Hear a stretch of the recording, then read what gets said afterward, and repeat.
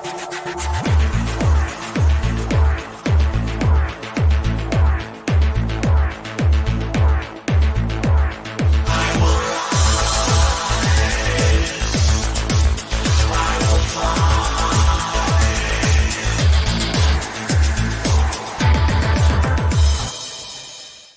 welcome to the Sharpe Way Show. So happy to have you with me this evening, a little bit past 7 p.m. on the East Coast, and it is Friday, and I'm not doing a show. I'm doing an AMA.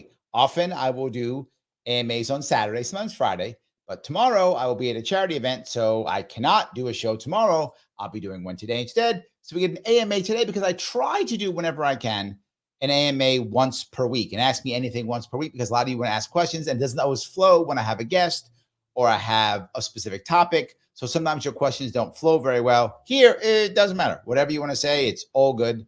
Just say it, no worries. The reason why I always start with something is to kind of get us going, but then of course I'll bounce everywhere. The thing I was thinking about today was the idea of billionaires and how they're affecting the election. And I say because I was just talking about how Mark Cuban got in trouble with the things he said about women, right? Oh, he's in trouble, whatever. Or, oh no, Elon Musk, now he's the bad guy because he's, whatever, supporting Trump, all this stuff. But they all have billionaires, right? It's not like Harris doesn't have billionaires, like Trump doesn't have, they both have billionaires. And the billionaires, I guess my question is, clearly the billionaires are making things happen. These candidates, Harris has raised over $1 billion. I think Trump's either close to it or maybe he's broken it already too. So we're talking billions of dollars being spent on these campaigns. Big chunks of that coming from billionaires. Hundreds of millions of those dollars are coming from billionaires. The question I wonder is, are they actually affecting the election? In other words, is one side has so many billionaires that it outguns the other side in billionaires? I don't think so. I feel like they're kind of almost evening each other out in a way. Maybe I'm wrong on that, but that's like my gut that I feel. The problem that I have is not whether they're affecting the election either way. That really isn't my big issue. My issue is now they're so much more important than us.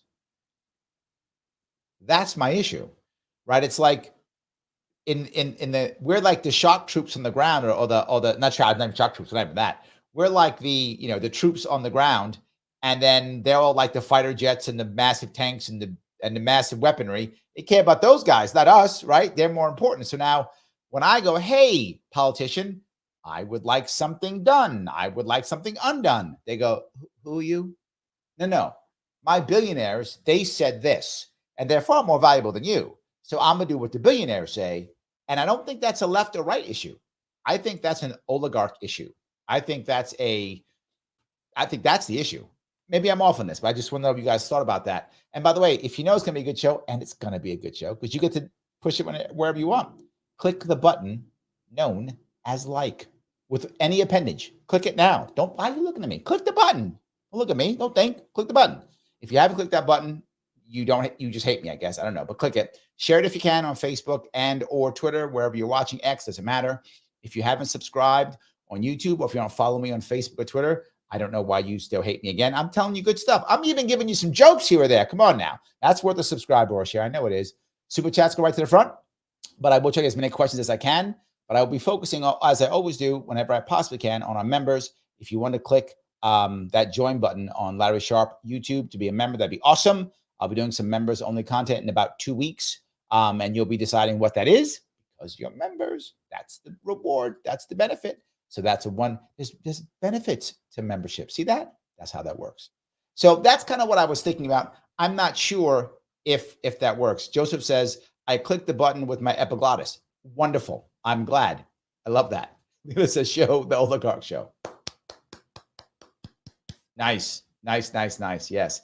Adrian goes on to say, I don't like the millions spent preventing ballot access. Seems wrong. Yes, I agree. Yes. That part, of course, bothers me. Personally, clearly. So yes. So let me grab some of these comments and questions if I can. All righty. Let's see. All right. Sarah says, it's coming up quick. How the heck does Trump have so much energy? Different state almost every day for months.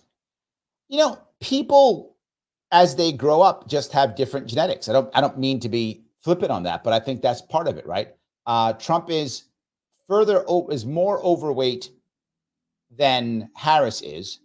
Harris has energy too, don't get me wrong, but he's also what? 12 years? No, 18 years older than her. He's 18 years older than her, and at least 50 pounds of weight, if not more. I don't even know, but I mean, a bunch. And he still has, and eats McDonald's, and he still has energy. It's amazing. But there is something else too, right? When you're on campaign, I've been on campaign before, adrenaline really does kick in. And it may sound crazy, but some of you watching may have been in my campaign. If you watch what would happen, I would literally get up, do an event, be in front of people, an hour, 2 hours, whatever it is. My event's usually about an hour and a half, usually, taking questions back and forth, standing. I would get in the back of the car and fall asleep. They drive me to the next event, which is maybe an hour away, whatever, 2 hours away, whatever, or to get something to eat, whatever. If I even ate, there were days I didn't eat lunch. I only had breakfast and dinner, and that was it. Sometimes not even breakfast. Sometimes I eat one time a day, just because we were so busy when we were doing. I was doing 3 or 4 events every day.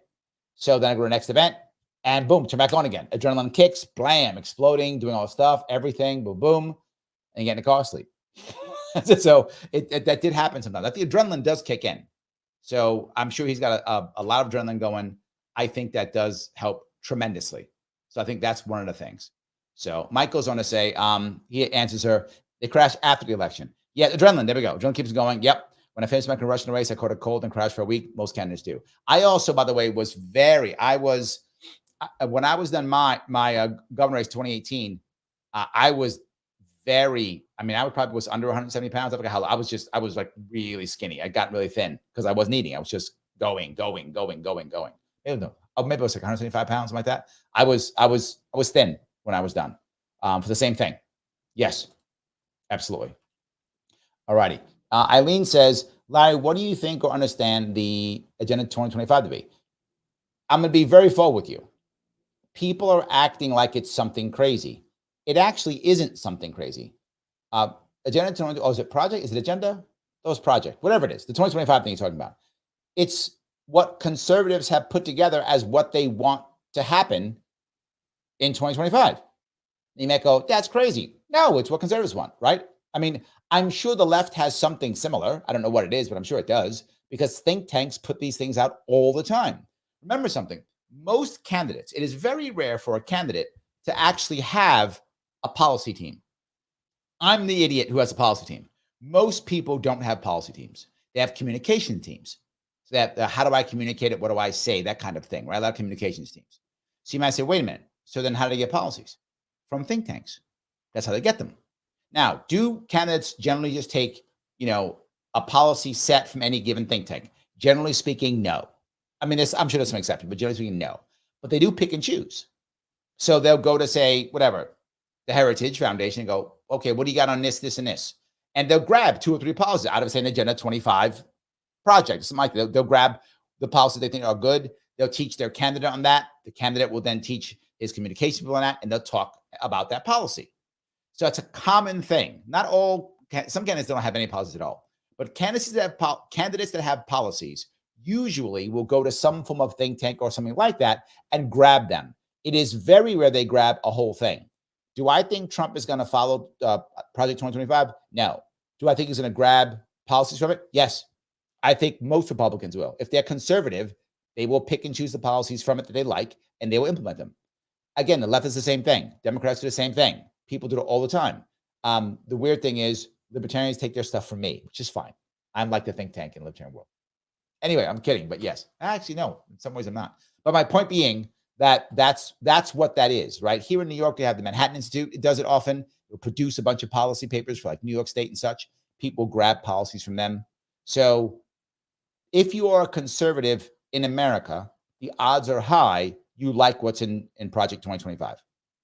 If you're a conservative politician, you will pick the pieces that will fit in your world, right? So if you're, say, there's a big difference between, say, a New York Republican and an Oklahoma Republican, right?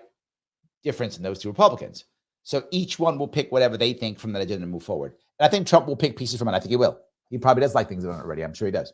So, and his secretaries will also pick pieces from that. I hope that answers your question. So yes. All righty. I'm going to grab Vivek. Vivek, what key coalitions/groups do Harris and Trump need high turnout from to win the election? How accurate do you think the polls are compared to 2020 and 2016? I think the polls are far more accurate. That's what I think. I think this is and I could be wrong on this because I was off on 2020. I thought that from 2016, the industry would have learned its lesson and then corrected a whole lot better for 2020. They weren't terrible in 2020. They were terrible in 2016. They weren't terrible in 2020, but they weren't good. They were better in 2022, but again, not great. I think this time they're going to be better. That's my gut, only because the industry has to become better or it's going to start to suffer, right?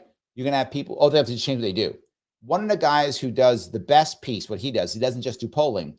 It's Frank Luntz. I talk about him all the time. He also does focus groups. He does both. He does them in person and he does them online and he does polling. He does all of that. That gives you a much better feel for the electorate than just polling. Now, I'm not saying he's perfect. I'm not. But I'm saying he has a better feel for it than most because he does all three of those. Online focus groups, in-person focus groups, and polling.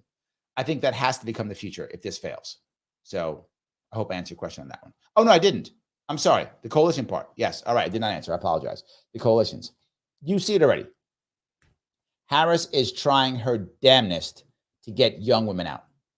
She's trying her damnedest to get young women out. And young women are coming out. If she wins this thing, it'll be clearly because of the female vote. Not even close. If she wins this thing, it'll be because of the female vote. The female vote, she's trying to get them out in droves. And again, it's the largest, what we see, right? We'll find out, from exit polls and such. But it looks like it's the largest gender gap in history since women had got the right to vote 100 years ago. 104 years ago? Is that right? 20, right? 104 years ago? 104 years ago. 1919? I forgot. Well, about 100 years ago, whatever that number was. So anyways, about 100 years ago. So it's the biggest gap that we have. So she is focusing on that. And Trump is doing the opposite. He's focusing on men, particularly young men, and also, of course, including men of color, of course, however you want to define that. So I think that's what they're looking for. And they're not doing a bad job of it. I mean, I think both of them are there. If you look at who they're pandering to, I think it's obvious who they are. That's my view. I think it's obvious who they're pandering on. So I hope that answers your question. So, all right. Joseph teased me about our keto show. I will get there. It's the election season. After the election, I promise I'll get keto. Already have it on. I got a language show I got to do also. I got a Star Trek show. I got a bunch. I will do them. I promise. I will absolutely do it. Yes, I will. 100%. I will absolutely do it. 100% I will. All righty. Let me see if I can grab a couple more of these. I do appreciate, by the way, all of the questions tremendously. I really do. All right. Love my canine. Hello. What do you think we'll know on election night? Any swing states trends? I do. I think this will not last that long. And the reason why I think is because I think pundits will call it early. That is my thought. I think pundits will call it early. I think they'll do some, algorithmic stuff, whatever that is. I think they'll do that. And I think they're going to call it earlier. So I think we're going to know either late that night or early the next morning. That's my gut. Even if things aren't counted, they're going to use algorithms and decide that this is who won and who won. That's what I think is going to happen. That is my gut. I think whatever, CNN, Fox, whatever is going to call the election no later than Wednesday morning. That is my opinion. We'll see if I'm right. So that's where my head is. I think that's the right answer. So yes. All righty. Let me walk down here. IC says, is it true that Harris raised 5 times as much as Trump made? I do not think that is true. I don't know where you'd get that. I don't think that's true. They both are raising a lot from billionaires. I mean, Harris does have a lot of billionaires. I mean, she's got Bloomberg. What's that guy? Hoffman, Cuban, Taylor Swift. She's got a bunch. Trump's got a bunch too, though, right? He's got Musk and is Howard Schultz his or is Howard Schultz's hers? I forgot which one. I forgot which one he went to. He probably does both. He's got to do both. A lot of us do both anyway. So yeah. And he's got a bunch of the guys from PayPal, Thiel. So he's got a bunch of billionaires too. So I don't know. They all got billionaires. I don't think so. I don't. 5 times seems too much to me. I mean, is she raising more than him? Yes. So more 5 times. I mean, that mean that means if he raised $500 million, she raised $2.5 billion. I don't think so. That doesn't sound right to me. I don't think that's true. I don't think that's true. Yeah. Alrighty. Kim says, I look back at Howard Dean and the Dean screen. Yeah. With eyes wide open now, I could see how the media twisted it on him, I guess. I'm not sure if that was for me or not, but not that I'm a Howard Dean fan, but the destruction of Howard Dean was so insanely childish by the media, so, excuse me, cruel by the media. Grab some more, sorry. Was so cruel by the media to devastate him for a scream. It was just cruelty. He didn't deserve that. I don't care what you think about Howard Dean. It was just cruel. It was the media being the media. It was the media showing bias. The media just picked him and destroyed him. And it was terrible. And there was almost no way to get around it. Terrible. So, yeah. Joseph asks, what do you know about Miriam Adelson? How much control does she have over DJT? $172 million to his campaign. That's bananas. Yeah, look, the hubby passed, right? Didn't he pass away? It was a couple years back? It was last year. He passed. And now she kind of is running that deal. Yeah, I mean, Adelsons have been backing Republicans for years. They were backing Newt Gingrich back in the day. I think did they back Giuliani? I think Giuliani too. I know Newt Gingrich back Trump. Yeah. Does she have control? I think all of the billionaires have an amount of control. The amount of control is probably in like, what do you pick? Who do you pick? How do you support for the future? The advantage that Trump has over Harris in this regard is if Trump wins on Tuesday, he's not going to need them much again. He won't need them that much, right? He need them a little bit, but not as much because he's not going to run again. He will, of course, make $1 gazillion off of selling stuff, whatever he's doing. He'll make all his money back and he'll be wealthy. Whatever he's going to pay, he'll pay his whatever. He'll pardon himself for whatever, right? That stuff will just go away. So he'll be fine if he wins this thing. But the second piece is, but he still will need them. Why? Because Trump, to get what he wants done, was to require a Republican Congress, a Republican Senate, maybe some Republican governors to do what he wants. So he will need them to support those other people, not himself, making him a little bit, what's the word I'm looking for? Not as beholden. How about that? Does that make sense?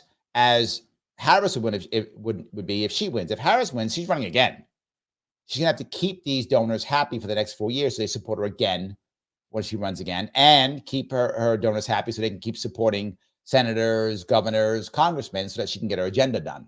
So both will be beholden. Trump will be less beholden, but both will be beholden for different reasons. I hope that makes sense. So, Michael Boss, how are you, sir? Mike says it's sad to see so many low-info voters rely and react to entertainers on politics. They don't know the issue of legislation, feelings at the top, and nation crumbles as a result.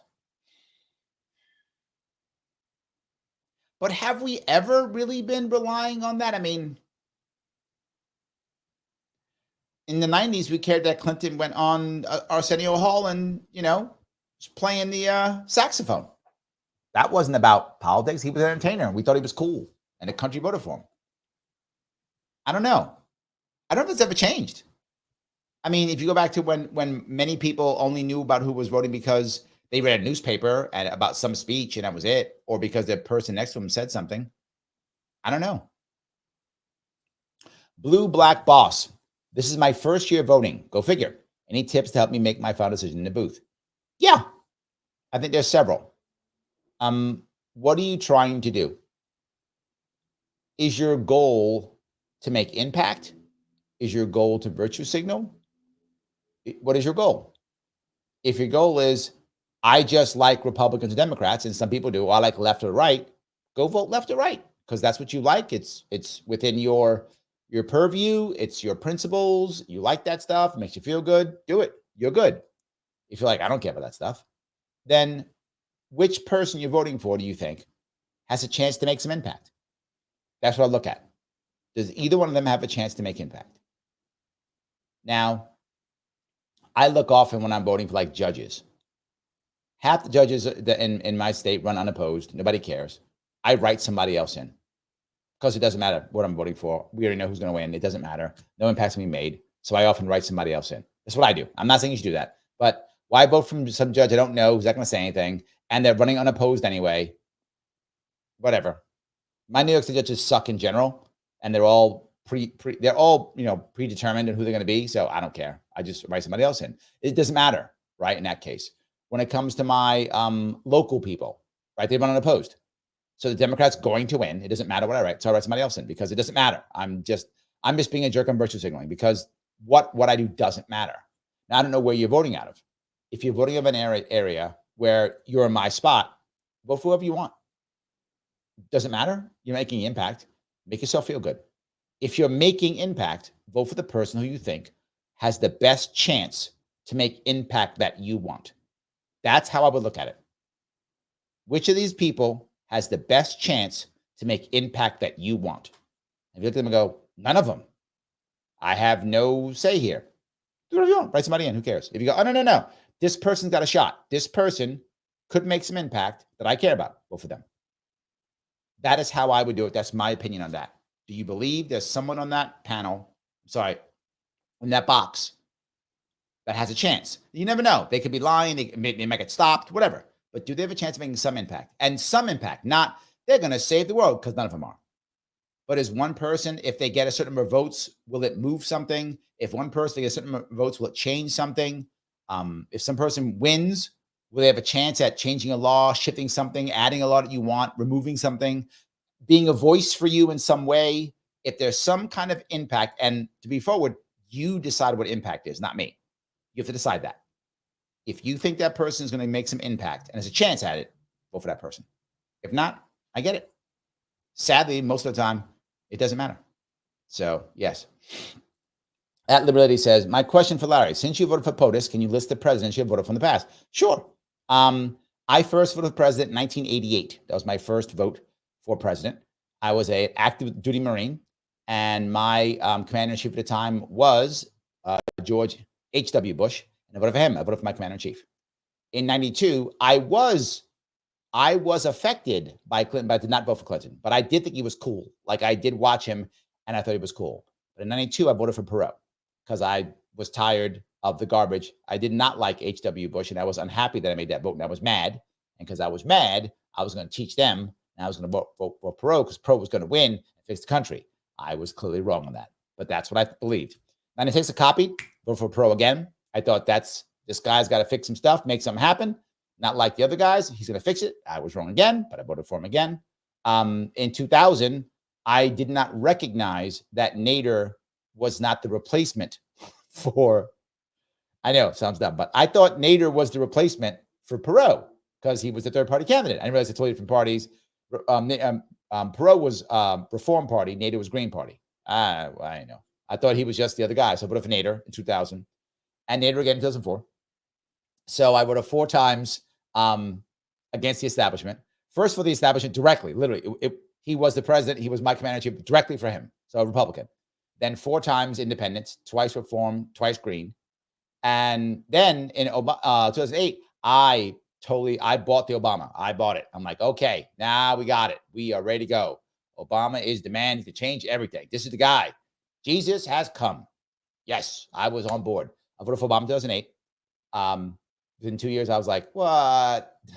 I voted for a Republican once, got screwed over. Now I vote for a Democrat, got screwed over. I'm done. So I wasn't going to vote anymore. I'm not joking. About 2010, I was like, I'm not voting anymore. This is a waste of my time. Doesn't matter, right? When usually the guys that vote for don't win. And then when they do win, they disappoint me. So you know what? I don't care anymore. I'm not going to vote anymore. But in 2012 is when I heard Gary Johnson speak. And when I heard Gary Johnson speak, I was like, oh, this guy is an entrepreneur like me. He's saying some stuff that I like. I like this guy. Who are you guys? You guys are what? Librarians? I like these librarians. Oh, Libertarians. Okay, whatever. I don't care. Librarians, Libertarians, all saying to me, I don't care. I voted for Gary Johnson in 2012. Then I started getting into the Libertarian world. I supported my first candidate really hard in 2014. 2016, I voted for Gary Johnson again. 2020, I voted for Joe Jorgensen. In 2024, Tuesday is the day.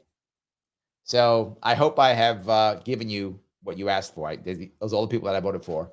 So once for a Democrat, once for a Republican, 3 times for Libertarian, twice for a Green, and twice for a Reform Party. That's what I voted for. So hope that answers your question. All righty. I guess it's an interesting story, right? Okay. The AC says, yeah, Obama screwed us all over many, many times. Agreed. Yes, agreed. 100%. Sarah says, I do like librarians. Me too. In fact, an interesting story. I dated one years ago, really fell for her, and she broke up with me.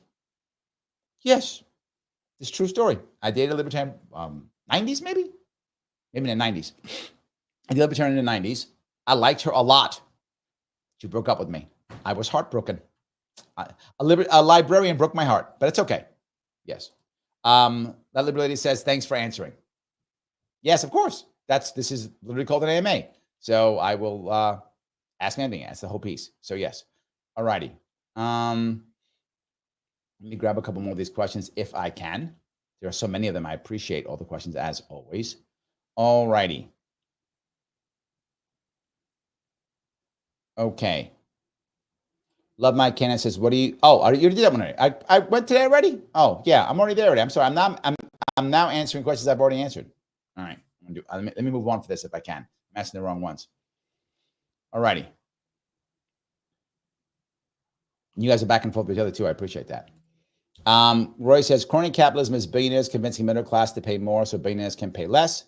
And temerity is billionaires saying that paying less is going to help the economy and lower the debt. I would go further, actually. Crony capitalism isn't only the billionaires. I think it's also government elites, and it's also permanent Washington. I think they're all hand in hand. I go further than what you went, Roy. I would go further. Yeah, I would go further. It's that yes and is where I would say, because it isn't a one-way street, it's a two-way street, right? The billionaires help out the people who are in power. So I think it goes both ways. Yeah. Andrea says, I'm just sick of all the fear porn. It works. It does work. Adrian says, maybe they should have more rules regarding how to spend the large donations if we can't get rid of them. I think the opposite is true. And I'm controversial on this, but I think the opposite is true.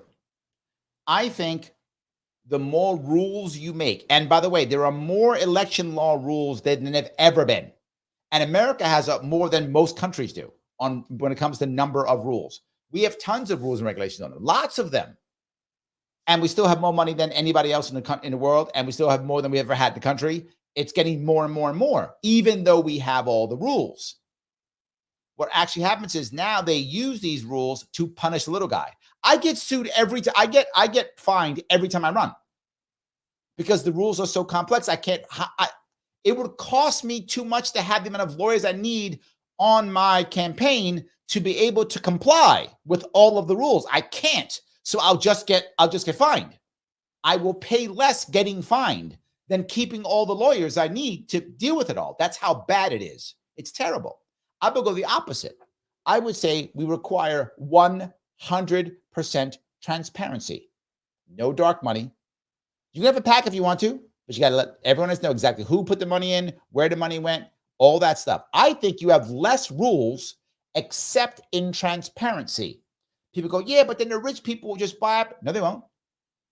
You should ask President Bloomberg. Oh, you can't because he didn't win, even though he had the most money. Why? Because it was transparent. Everybody knew Bloomberg was just fun. It was just him doing himself. People didn't like that. Adelson, speaking of that, remember Adelson was backing, I think it was Newt Gingrich back in, was it 2012? When did he run? I forgot. Whenever he ran, when he was running.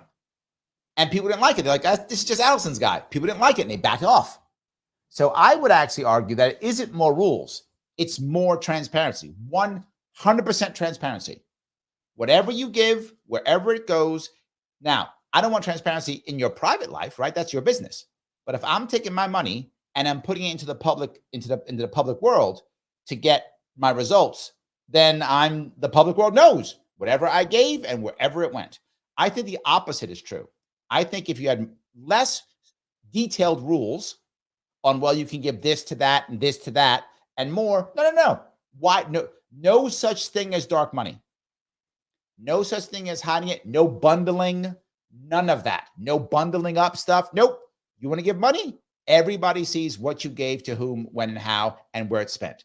I would argue that would be better, because then at least you can make real decisions, right? You can make real decisions. I would rather it be that way. So, Sarah, thank you for the super chat, $4.99. If you were RFK Jr.'s advisors, how would you have dealt with the funding lack and CCP? To me, that forced his hand. How to get to election without dollars and New York. I don't know what you're asking me. If you were RFK Jr.'s advisor, how would you have dealt with the funding lack and CCP? The lack of funding? Do you mean that?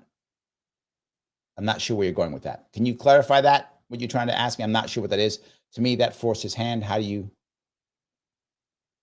Is that for the? Do you mean? Okay. Okay, I think I understood. Okay, I think for a second. Okay, you meant the yes. Okay, yes, clear choice pack. Thank you. Okay, thank you. Okay, took me a couple seconds, Sarah. I had to bounce around in my head. Now I got it. All right, I did say what to do, but people don't always listen to me, as you know. Yes. The reality of it is. The reality of it is clear choice pack, which is, I think, you mean the CCP. That is the pack that spent literally had $1 billion ready to just destroy RFK Jr. and everything. Yeah, I think you focus all of your energy on using local lawyers who've been through this before. That was an issue I spoke about early on. The problem is you have most people in most campaigns who think, well, no, we need to get a white shoe firm out of Washington, D.C. that knows ballot access laws. 100% no. That is not how it works. Libertarians are the best at getting on the ballot than any other party in the country. Not even close. We are the best at it. We fail sometimes too. Don't get me wrong. I failed. But we are the best at it. So what you should do is go, hey, Libertarians, can I have all your lawyers?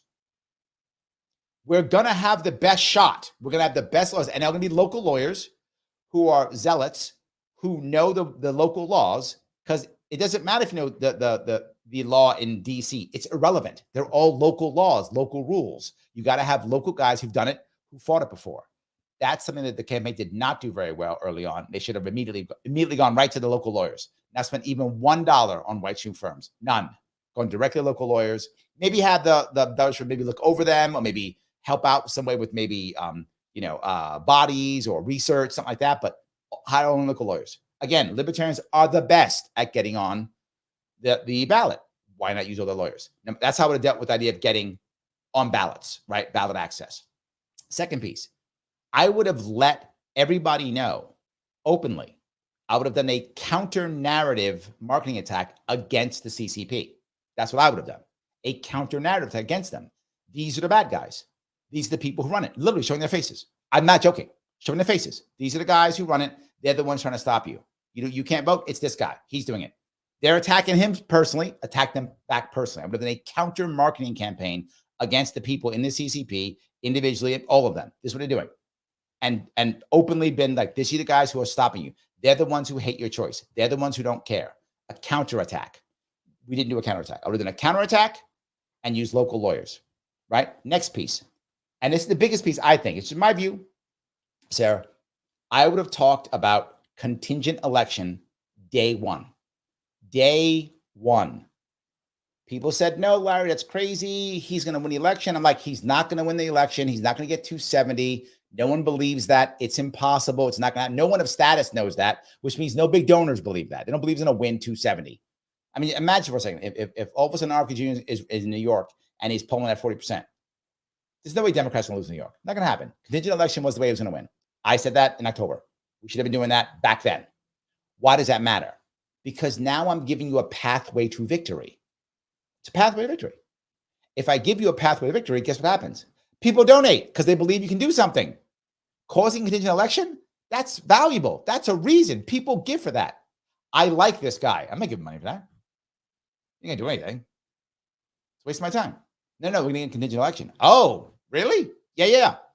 Now, all of a sudden, I got big donors who say, I want that. That's amazing. That makes change. That makes impact. Right? Remember when he was asking, Black Bluegrass was asking, is it Blue Black Grass? The grass guy, BB Grass, when he was asking about, what do I vote? I said, make impact. Well, large donors think the same way. Remember, if you're a smaller donor, you give $10, $20, $35, $50 to a campaign. Generally speaking, you like that guy or gal, and you give them some money. If you're a big donor, you're going to check for a billionaire donor, $100 million, $200 million, $50 million, $10 million. You got to think some impact. So I like Bobby Kennedy. Bobby Kennedy's going to cause an Indian election. Oh my God. Yeah, I'm in. It's going to make both of them look stupid. Yes. Take my money. So I would have done those things. And I brought those up, but I thought I was wrong. But yes, that's what I would have done. I think that's how you get around all of those. I hope I answered your question well. That's how you get big donors to give, right? That's how you get big donors to give. So yes. All righty. Love My Canine says popular vote versus electoral vote. Looks like several blue states want popular vote to choose presidents. Thoughts? I don't mind the idea of shifting our electoral college in some way, but I don't think you want to go just popular vote. I know some people don't like that. People want to go popular vote. And here's the reason why I don't think you should go popular vote. If you go just popular vote,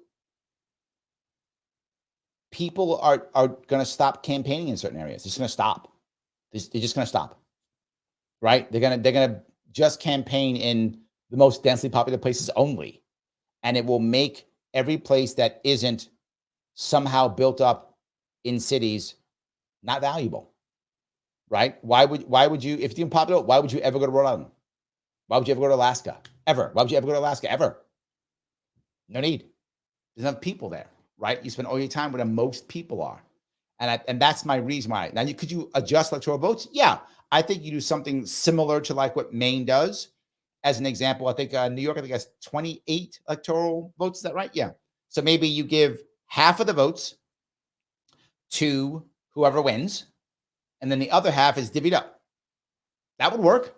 Now it's closer to popular vote, closer to it, right? You get a little bit of an edge on popular vote. I'm okay with that. But you're still showing respect to every state. So in fact, I think if you did that, you'd actually have more reason to go to other states, right? So maybe if you're a Democrat, why would you ever go to Utah, right? Republicans going to win that state. Well, what if Utah did that? Utah has, I think, 6. Is that right? I think they have 6 electoral votes. Whatever they have. I'm sake of argument 6. Whatever. No, I think it's 4. Whatever. I'm going to say 6. I forgot what it is, but I'm going to say 6. So now, if you win this, you get half, 3, and then it's divvied up. So a Democrat could get one of those last 3, right? 2 will go to Republican, 1 will go Democrat. Democrat have a reason to show up in Utah to get that 1 vote. So I think you could change it. I think it's possible. I'm not against it. But if you go straight popular vote, you're going to see people just not show up in other places. How do I know that? One is popular vote in New York State. And in New York State, I was the only guy who would go to certain places. The only guy. They wouldn't go because I wanted every vote I could get. Every vote I can get, I wanted. They just wanted to get 51% and walk away. So they were only going into big cities. I went to places, I think I told you the story. I would go to some small towns in maybe Western New York or some small town in North Country, and the mayor would show up to my event. Yeah, the mayor of the town shows up. Why? No one else coming by? Now, no small towns, the mayor is also the fire chief, and the mayor is also, the school teacher, right? The mayor is like 7 things, right? Because it's a small town. But that person would show up. So I do not think we should go straight popular vote. If you want to adjust the electoral college to be closer to popular vote, I'm okay with that idea. But if we do it, I think you disenfranchise too much of the country. Just my view. Hope I answered your question. So yes. All righty. Joe, last question. How is RFK Jr. going to Maha? Democrats usually want to ban things and have mandates. Will that be his method? I haven't heard how he plans to Maha. Generally speaking, if you've heard him, he actually spoke at the Libertarian Party of California and also at the convention. And he spoke about the idea that you could absolutely have free market ideas for this. He did speak about free market ideas. He does want free market answers. He's not about overregulating. He's about making the polluters pay. That's a different thing. And I happen to agree with that idea, right? When I was running for governor of New York, I was talking about creating, believe it or not, an environmental victims unit. So instead of having so many regulations to stop people from building, actually have an environmental victims unit that literally presents the damage done to the AG to punish companies who hurt people versus having to go through the EPA, which protects people. I'm sorry, which protects the companies. The EPA protects companies. That's what it doesn't. It protects companies. What it does. Its job is to protect companies. So it protects companies. That's why you have the super fund's supposed to pay for everything, right? The super fund. Well, super fund's been out of money for years. That's why there's these sites that never get cleaned up. You have an environmental victims unit. Now they can actually sue. So now you let people build, but now when they hurt someone, you punish them. Why? It's restorative justice, right? You hurt somebody, boom, the EBU sets it up. So I think it's that style more than just more regulation. He doesn't want more regulation. He wants things to get built. I do too. So I think that's how he'll do it. That's what he said, at least. I hope it's true. So yes. All right. So Joseph liked your question, Joel. I hope I answered it well. All right. Brian says, I think the party defectors on both sides are waking up to the public to the fact that left and right wings belong to the same authoritarian bird. At least I hope so. I think so. I think more of it. Yes. Love Mike Cannon says, any significance to how many votes AFK gets now? Yes. If he gets a lot of votes, it will show that the people still love him and he has power. So yes, it does matter. It does. It's not good. I think the odds of him getting 5% are astronomical. I can't see it happening. I don't see it. Could he get 1 million votes? Could happen. I'm no longer sure, right? And what I mean by that is, at one point I was saying it was going to be Harris, popular vote, Trump second in popular vote. I still believe that. I still think Harris will win popular vote. I still believe that. And it's because of demographics more than anything else. It's because more women vote, older women vote. There's a big gap. I think Harris wins popular vote. I still think that. I know Mike thinks I'm crazy and I'm wrong, but I think Harris still wins popular vote. I think Trump comes in second. I think third. I did think RFK Jr. is going to come in third. I'm now iffy. I could see Stein coming in third. I'm not sure where that's going now. I was RFK, then Stein. Now, since the Maha coalition, a lot more people, right? A lot more people who were on RFK train have moved towards Trump. So I'm not sure now. Now, part of me is saying maybe Stein might beat RFK Jr. Then I think Chase Oliver, and then I think Cornel West. So that's my gut on that. Is there significance? I think it does matter. I think it helps him in the future. It helps him with it helps him if Nicole Shanahan decides to run again. All those things help. So it is good still. Yes, 100%. All right. Adrian says, I'd like to know how libertarians fund necessary government expenses like the military. If you're talking theory, I don't know. In practicality, very few libertarians want to unfund the military. I don't think that's a thing. They want to cut it back. Most libertarians are about cutting and trying to get to a voluntary society, but we're nowhere near that, right? So any libertarian in theory would be like, oh, it'll all be voluntary, or we'll use whatever. That's a theoretical issue. But libertarians who are running are actually just trying to cut back tremendously, right? Most libertarians who are actively running, again, not theoretical, are going to do what I'm talking about, which is, when I talk about this all the time, number one thing you want to do is begin to get rid of the military-industrial complex. That is nowhere near as easy as people say. People always say the same thing. Oh, just get rid of it. Just stop it. Not how it works. And why? Not because I don't want it to happen. Because the military-industrial complex is somehow about 50 to 60% connected to our manufacturing in New York State, in the entire country. So you're just going to stop 50 to 60% of our manufacturing. Could you do it? You could, but you can't, because the second that the people who are in charge saw that, and you're going to cut up a $900 billion industry or something like that, some insane number, yeah, you're going to be unalive. So any libertarian goes, well, just cut it. That person is not how reality works. You are going to be unalive. That's how that works. No president will be able to physically do it because that president will not be above ground. And I'm not joking when I say that. You want to ask somebody about that? Why don't you ask RFK Sr.? Oh, you can't. How about JFK? Oh, no, you can't.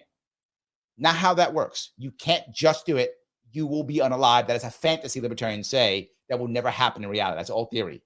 The reality is you have to somehow shift this around. And I did an entire thing on how to get rid of the military industrial complex. I'm going to check. I did a whole show on it. I explained how you do it step by step by step. So what libertarians want to do is reduce that down into basically 3 or 4 different parts of our military. And then when the time comes, it will be voluntary. And if we ever went to war, the government would have to actually declare war, and you could raise money through war bonds or something like that, which would be voluntary expenditure for people who care. And that's how they did it in World War II, right? That's how they started to fund the war in World War II. Do something like that. That would be a libertarian way of doing it. The idea of it just going away it's a fantasy libertarians love to have. It's just not a real thing. So that's how you would do that. How would you fund other things that are important? Well, I gave a lot of ideas when I ran for New York, right? One of the things I talked about was leasing naming rights to infrastructure. So instead of having in New York City, by an example, if you want to cross a bridge in New York City, I mean, it could be $15, $18 to cross a bridge one way. I mean, you may be making $50 an hour. So 1 hour work to cross a bridge. Who's doing that, right? Crazy. Well, lease out naming rights. You've got the whatever stadiums that all have, the MetLife Stadium or whatever the case may be, right? Okay, great. Well, let's have the Google Bridge. Let's have the Pepsi Bridge. Oh, good. Put Pepsi on it. That's fine. They pay $100 million a year for it. They wouldn't pay that much money. Yeah, they would. It's New York City. It's a 16 million person metro area. Millions of people cross that bridge every day. It gets mentioned thousands of times on radio and TV when it comes to traffic reports all over the place. Of course they pay for it. They pay $20 million for a stadium that's used on the weekends. Of course they pay for it. Like twice. And every movie they make where they use the New York City skyline, now your name's on the skyline, of course they pay for it. And they take care of the maintenance. So they take care of the maintenance and they pay the fees.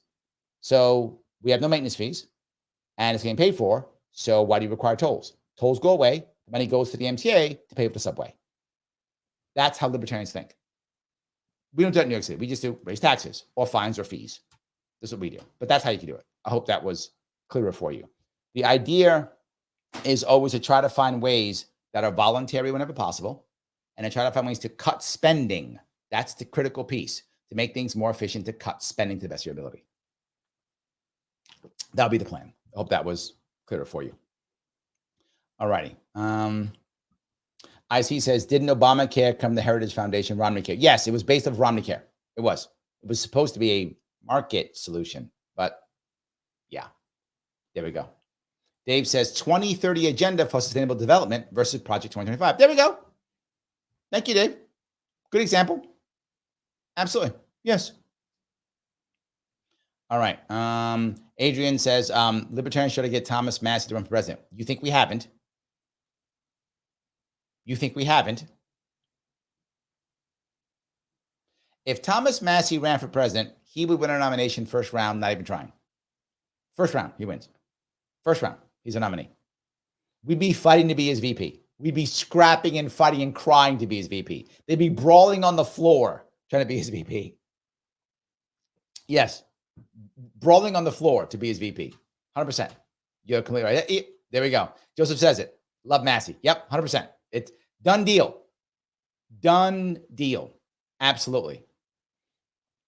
Todd says, how long do you think we can sustain this $35 trillion plus deficit before our country implodes? And what, if any, path do you see in its way out? There's, I think, only two.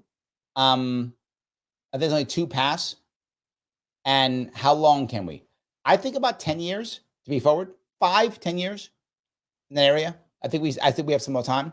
We'll just keep printing, and we're powerful, so we'll just force people to take our money. You have to be able. Our fiat currency is backed by our military, and the military right now is still strong enough to enforce its will, and other countries don't want to fight right now. So I do think we have some time, 5-10 years, give or take, before we have basically two ways out. Way number one, default. Just default.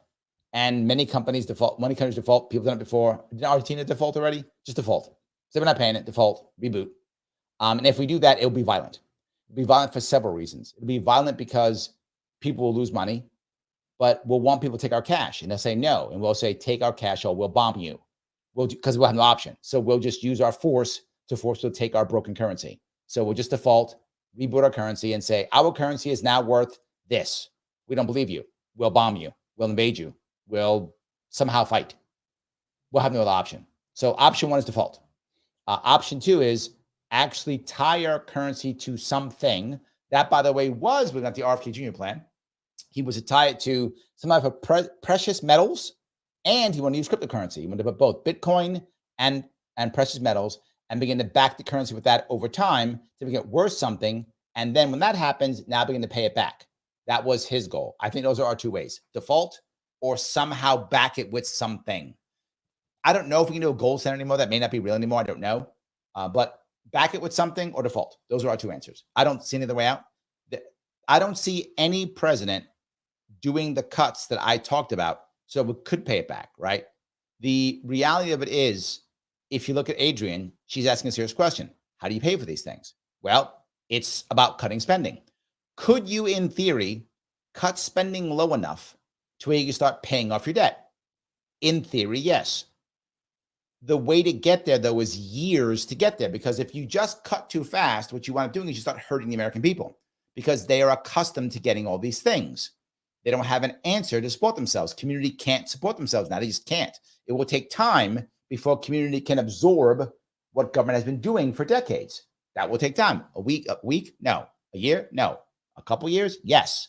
So could you, over time, rebuild communities to support people who are in trouble so you don't require government? Yes, of course you could. But it would take the entire country doing it.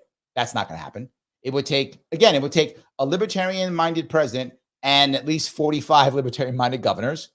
I don't know when that's going to happen, right? So if that were to happen magically tomorrow, could you, over time, shrink your government down and have community pick up the slack? Because again, people still need help, right? Just because I hate government doesn't mean I don't want people to be helped. Of course I do.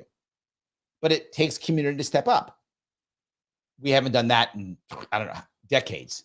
Our communities, we saw that during COVID. Communities don't know how to fix things. They don't know. They've lost that institutional knowledge. They've lost it. So we have to spend that time. What's that, 5-10 years? Then cut back government to where now we've cut it down to where we don't need so much, to where now we have a surplus. Now we start paying off debt. Could we do it? Yes. I don't know. 40 years? Maybe. Maybe. I don't know. 40 years, 30 years, whatever the time is. I mean, in theory, we could make enough money to reboot this, right? Because once you started pulling government out and putting community back in, should be a lot more innovation. May not be, because who knows how fast communities will pop up. Should it be a lot more innovation? Should be some ways of making things happen. You'll see energy pop up completely. You'll see nuclear power plant. You'll see literally backyard nuclear power plants in 5 years. I'm not even joking. You will see them in 5 years. 5 years, backyard nuclear power plants. You'll see that kind of stuff happening, breaking up monopolies left and right. You'll see that happen. You see a lot of innovation, right? Government always sponsors monopolies. So once you start pulling government back, monopolies will start to fall. You'll see that begin that, particularly with energy. You'll see that happen very quickly. So maybe you could do it. And then once you have the economy grow quickly, government shrink, could you pay it back? Possible. But what I'm telling you is almost like fantasy, right? I mean, could you imagine our elections between Trump and Harris? Neither one of them's even close to libertarian. So I guess, Todd, what I'm saying, in theory, could we? Yes. Nice theory. In practice, I think it's probably default. I think it's default. I think eventually we just default. And the dollar is no longer the reserve currency. 10 years, maybe 15. I mean, we still have a lot of military, and that helps. We'll see. So, Liberty of Death asks Adrienne, what is necessary government exactly? It's government that community cannot or doesn't know how, or has been stopped even from helping. That's what it is. And we have to and we go out of our way, and you know this, Liberty of Death, we go out of our way to stop communities from helping. We literally go out of our way to stop it. We want government to be the only way of repair, the only way to fix, the only way to do anything. Once we stop that, government becomes unnecessary. As communities step up, government becomes less and less necessary. That's how that works. So, all right. Let's see here. Jess says, I'd vote for Thomas Massey for POTUS. Yes. Yep. 100%. 100%. All righty. Libertarians says, Harris campaign totally imploding at the finish line, and I'm loving it. Why do you think it's imploding? She seems to still be doing a lot of work out there doing stuff. I think she hasn't been able to stop Trump's momentum. I think that's true. Trump's momentum is still strong. I mean, it's still strong. Yeah. Sarah says, I doubt Massey would want to leave his beautiful home to go to D.C. You're probably right. I mean, he's doing fine. I think he's doing fine. I completely agree. He's doing fine. Yes. John says, with Harris' attempt to pander to men, she has failed especially. Epically. She will never talk to men's rights advocate groups or co-parenting groups. Agreed. Yeah. I don't think that Harris is anti-male. I don't. I think she's completely apathetic and doesn't care. I don't think she's anti-male. I mean, there are some, there's some people who are actually anti-male. I do not think she is. I think she doesn't care. She's like, whatever. I think she wouldn't do it. And I think there are enough people around who are anti-male who, if they saw her going to some of those groups, they would flip out. Now, my opinion, I'd go anyway. I would. Trump hasn't gone to those groups. I would go if I was her. I would. And so the people who'd be mad at her are going to vote for her anyway, right? I think it's a mistake, John. I think what you're saying is correct, and she should. And she's not against them. I don't think she cares. People around her aren't advising her to do so. If it's me, I'm like, go. I'm the one who said go to Joe Rogan. And now people are like, she should have gone. Yeah. Should have gone to Joe Rogan. She should go to those men's rights groups. Go where the people hate you. It's okay. Go where they don't even like you. It's fine. Go. If they beat you up, so what? Who cares? Brian says, interestingly, according to a history professor I had, if women make the difference in this election, it'll be the first time women voting has made a statistical difference in elections. Oh, interesting. Look at that. This may be the year of the woman. Look at that. Is that good or bad? I don't know, but it might be. There we go. Look at that. All righty. Pinkerbar, I'm glad you're here, by the way. Thank you for coming up. I appreciate that. All right. The AC says, I know, Larry. Surely it was some other politics driving it. He was leading the polls at that time. He was progressive too. You mean Obama? Is that what you meant? Yeah, I mean, to be forward, I wish that I could have told you more about his policies. But my head wasn't in policy until probably 2014, 2016. I'm just being very forward. My head wasn't there, right? I don't think my head was there. I was more about, I felt like he was different. I felt he was going to be different. That's what I was seeing. That's what I believed. That's what my head was. So, yeah, I don't know. Maybe I'm wrong. So, all right. Let me grab some of these if I can. That may not have been to me. So, yes. All right. That's at Adrian, not at me. Okay. Roy says, low info voter voting for Trump based on a reality TV design to convince folks the guy's good at business rather than squandering his daddy's inheritance. What I would say to that, Roy, is I think that argument could be made at Harris too. There are two things I want to bring up that I think are important here. For someone to think that Trump is not successful, you're wrong. He is successful, whether you like it or not. He became president of the United States. That's successful. Even if he's lying on his money, he still has tons of money. Maybe not as much as he says. I mean, he could be lying on how much money. He's got tons of money. The Apprentice was the #1 show for years. That's successful. He built stuff that got his name on shit all across the world. That's successful. So I don't know.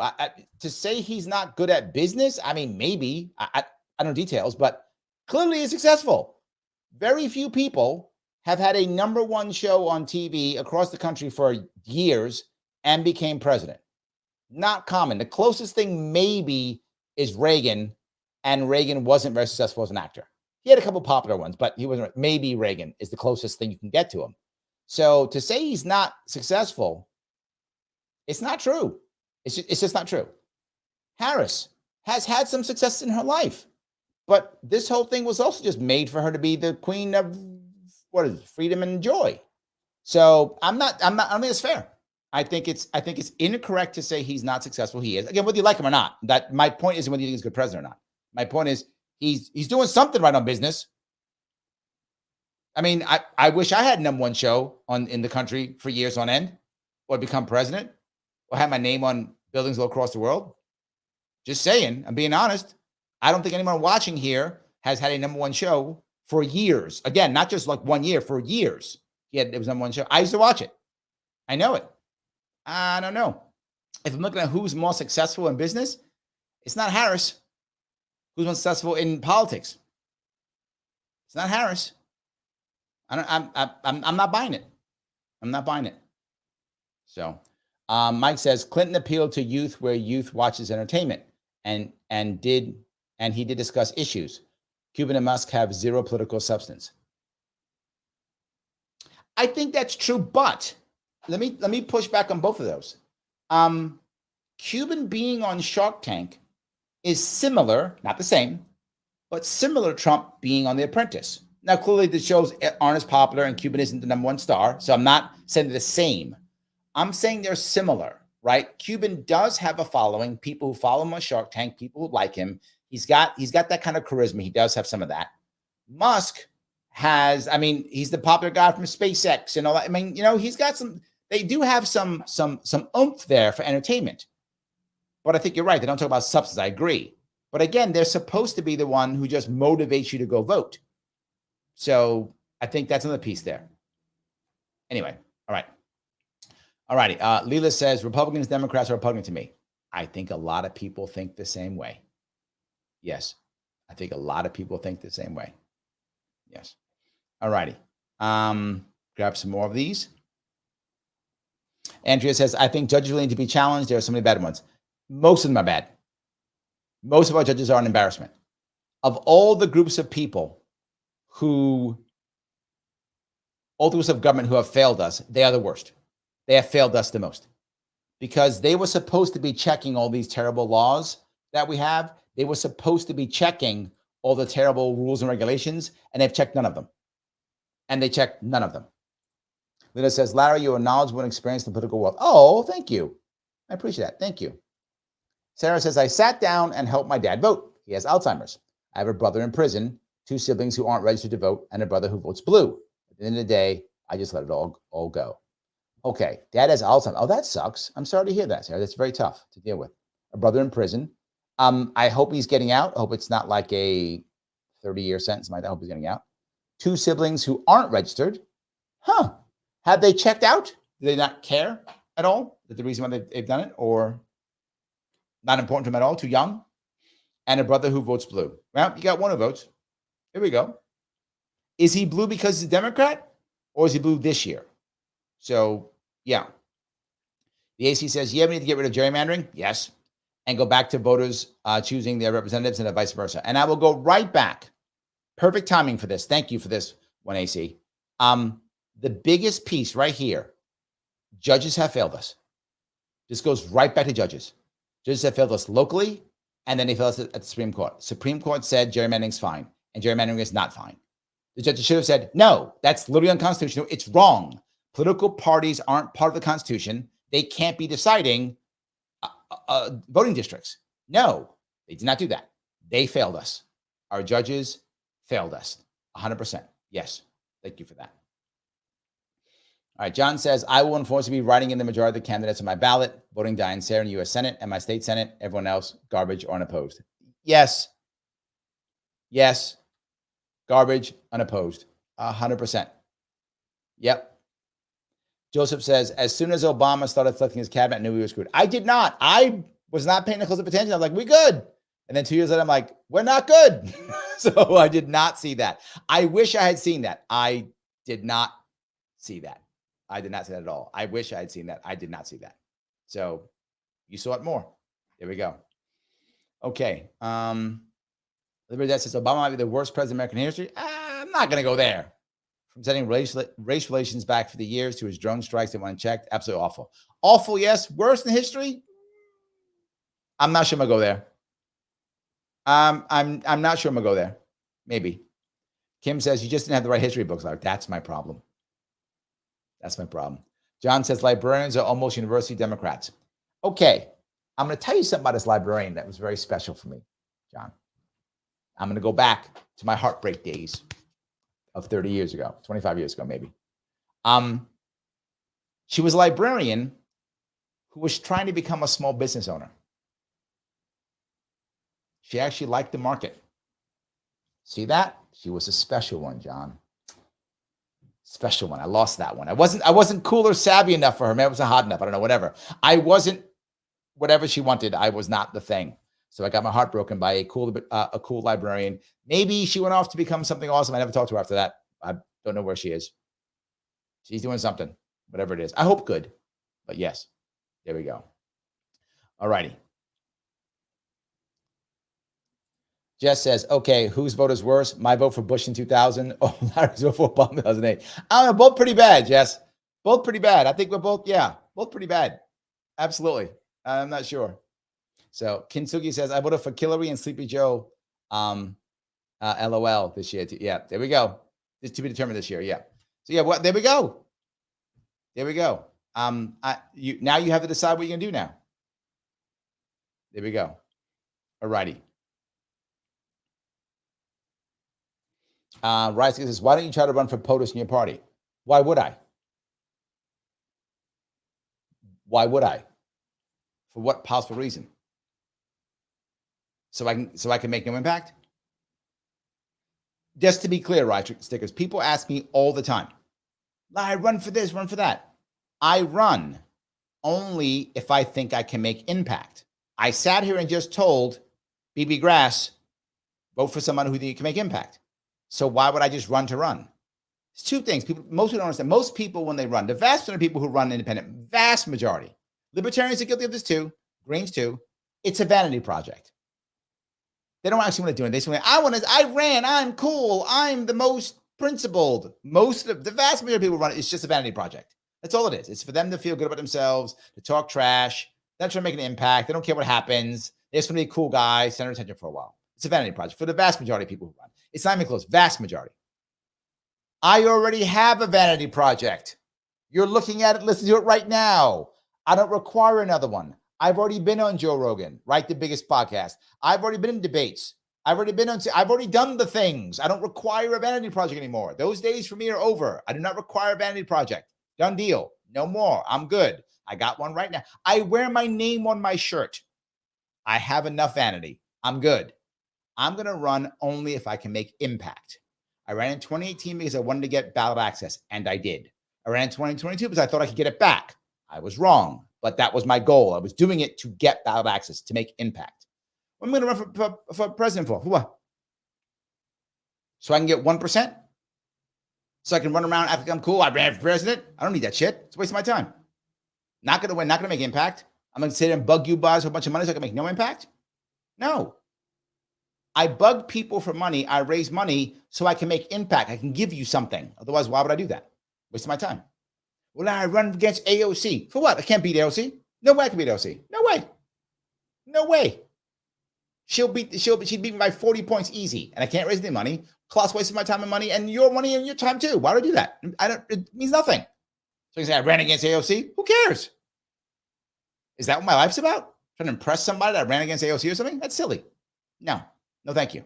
Right? And again, most people running it's just a vanity project. I want to be cool for a day. Okay, great. You're cool for a day. But I'm not supporting you. I'm not giving you money because you're just wasting my time. Go feel cool for a day. I don't mind. Good for you. Good for you. And then, the other thing is people say, well, Larry, why don't you run as a Democrat and run for like city council? Maybe you could win. Maybe it's possible, but so what? I'll make no impact. I'll be one of 50 some odd. I'll make no change. And I'll have some job I don't want. It's a waste of my time. So would I ever run for president? I would. Of course I would. If I thought I could make impact. Now I've run for the VP slot. I ran this year for it. For those of you guys who don't know, I tried to get on my party, my Libertarian Party, to take Lars Mapstead as the president and me as the vice president. Why? We would have made impact. That's the reason. I would have been the VP, which means I'm support staff, which I'm good at, right? I'd have been his surrogate out in the field, would have helped him raise money. He was already wealthy, still is. He was going to put $1 million of his own money into this, and he had wealthy friends who also would put money into it. We'd had a pack. So he would have raised easily $5 million. Easily $5 million. Easily $5 million raised. Plus, I'd have been out there. And we had a plan. We'd already, I know I said this before, some of you heard this before, but I don't care. You got me started right, Stricker, so this is your fault. We already had a plan. He was already talking to the Kennedy campaign so that Kennedy can go after a couple states for the Clinton election, and he can go after a couple spots too. He's not going after Maine and Nebraska only. And then the other couple states, maybe Utah or something else, the Kennedy campaign will go against, so we get a Clinton election. That was the goal, to get the Libertarian Party electoral votes, victories. He already had a team in Maine, the whole deal. Everyone was ready. And the Libertarian Party said, "Oh no, we don't want to fight a culture war," and they did, and they came with Chase and Rectenwald, which okay, whatever, I don't care, doesn't matter, whatever. That's what happened. We had an actual plan. Imagine if we had that plan at work, meaning that we just ran. Me and him ran, and we raised $5, $6, $7 million, whatever we raised. Then Kennedy drops out, and we're already talking to the Kennedy people. All those votes are ours. We probably would have broke 5%. Libertarian Party this year, if they had picked Mapstead Sharpe in May, and then RFK Jr. drops out, we get 5% this year. Because the anti-war left would not have only been given money to Joe Stein, they'd be given to us too. Why? Because I know them and I would have gotten them to give me the money. Because that's how I know they're giving her the money. That's why she's raised $3 million. Half of that would have been mine. So she only would have raised $1.5 million. We'd have raised 10, 12 million. And we'd get all the RFK team, all the people who would have walked away, who don't like Trump, would have come to us. All those volunteers, all those donors, all those staff workers, all would have come to us. All of them would come to us. So I wanted to run this year as the VP because with Lars at the top of the ticket, me and me working with him, we could have made impact this year. Could have got 5% and would have gotten electoral votes. Now I would have come in fifth. Well, I would have run so I can come in fifth. I'm going to waste my time, my life, so I can come in fifth. No thanks. I'll pass. I hope I answered your question. So, yes. Libera Death says, everyone in New York State vote no on Prop 1. Nah, it's going to pass. I agree with you, but it's going to pass. Yeah, it's going to pass. No doubt. It's going to pass. Yeah, it is. I hope that makes sense. I hope I answered your question, by the way, Ride Sticker. Would I run? I would. If I think I can make impact, I would run. If I can't make impact, why bother? There we go. John goes, Gingrich ran in 2012. Thank you. Yep, that's when it was. Thank you for that one. I appreciate that. Yes. Adrian goes, Larry, good idea. Transparency in government, great concept. I know. I really want that. Number one is transparency. No dark money. Everyone sees exactly where everything goes. That will change. That will change everything, right? Everyone sees where everything goes. Or don't give your money. You want to keep your money quiet, put it in your own bank, whatever, keep in your wallet, whatever. You want to put it into the public sphere, we get to see it. Or don't do it. Up to you. AC says 100%. Like, oh, I got people agreeing with you. I like that. Yes. Brian says, the more detailed the rules, the more exceptions there are. Yes. The piece I bring up with rules, this was an idea that I got years ago from another guy who was running for office. And it's the idea of the difference between Uno and Dungeons and Dragons. Yes. Uno, Dungeons and Dragons. I actually play both, but that's okay, right? If you play Dungeons and Dragons, if you went to a bar or a club or someplace where people are around, some gathering point, coffee shop, whatever the case may be, and you walked up and you had all your Dungeons and Dragons books and said, hey, somebody want to play Dungeons and Dragons? It'd be hard to get some people to play. You might be able to, it depends on where you are, but it'd be tough, challenging to do so. You have to have all the books, everyone has to know what's going on. The dungeon master has to know all the rules, so he's got the special rules, you need a referee, could be problems. It's challenging. What if I walked in and I said, hey, you want to play some Uno? Whole lot easier. Lots of people want to play. The rules are easy. You don't require a dungeon master. Everyone knows the rules. It's crystal clear. If I have a blue 2, you got to put a blue or a 2 down. Everyone knows if cheating. Everyone knows what's happening. Much easier. The world should be a whole lot more like Uno than Dungeons and Dragons. Even though I like Dungeons and Dragons, I do. But the world, government should be a whole lot more like that.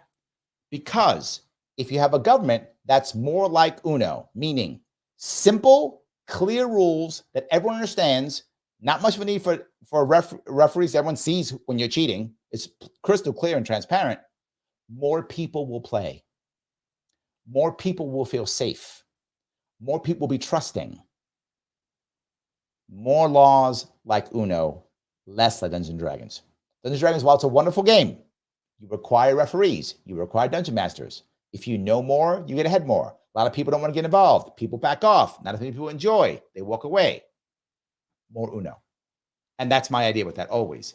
The simpler the simpler I can get, the more I want to get. Absolutely. So Instant Defense says, I'm voting for Kennedy, Tulsi, and Elon. I think a lot of people are thinking that. Yes.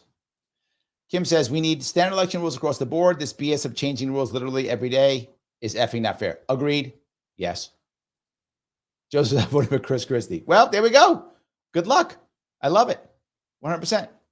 Sarah says, Missy's not here until later, so everyone smash the like button. That's correct. Guys, if you haven't smashed the like button, please smash the like button. Share, please, on Twitter or Facebook.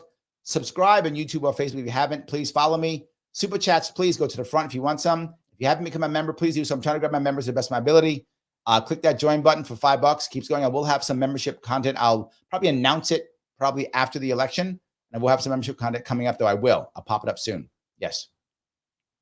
The AC says, isn't the contingent election what gets decided in the House of Representatives, each state delegation getting only one vote? Yes, correct. And that was the whole plan. The plan was to push that off the bat. That's the only way we can do it. And here's how it would work in theory, just so you understand. If I was pushing that as an RFK person off the bat, what happens is the goal is to win enough states to win neither the Democrat or Republican gets 270 electoral votes. And here's the challenging part.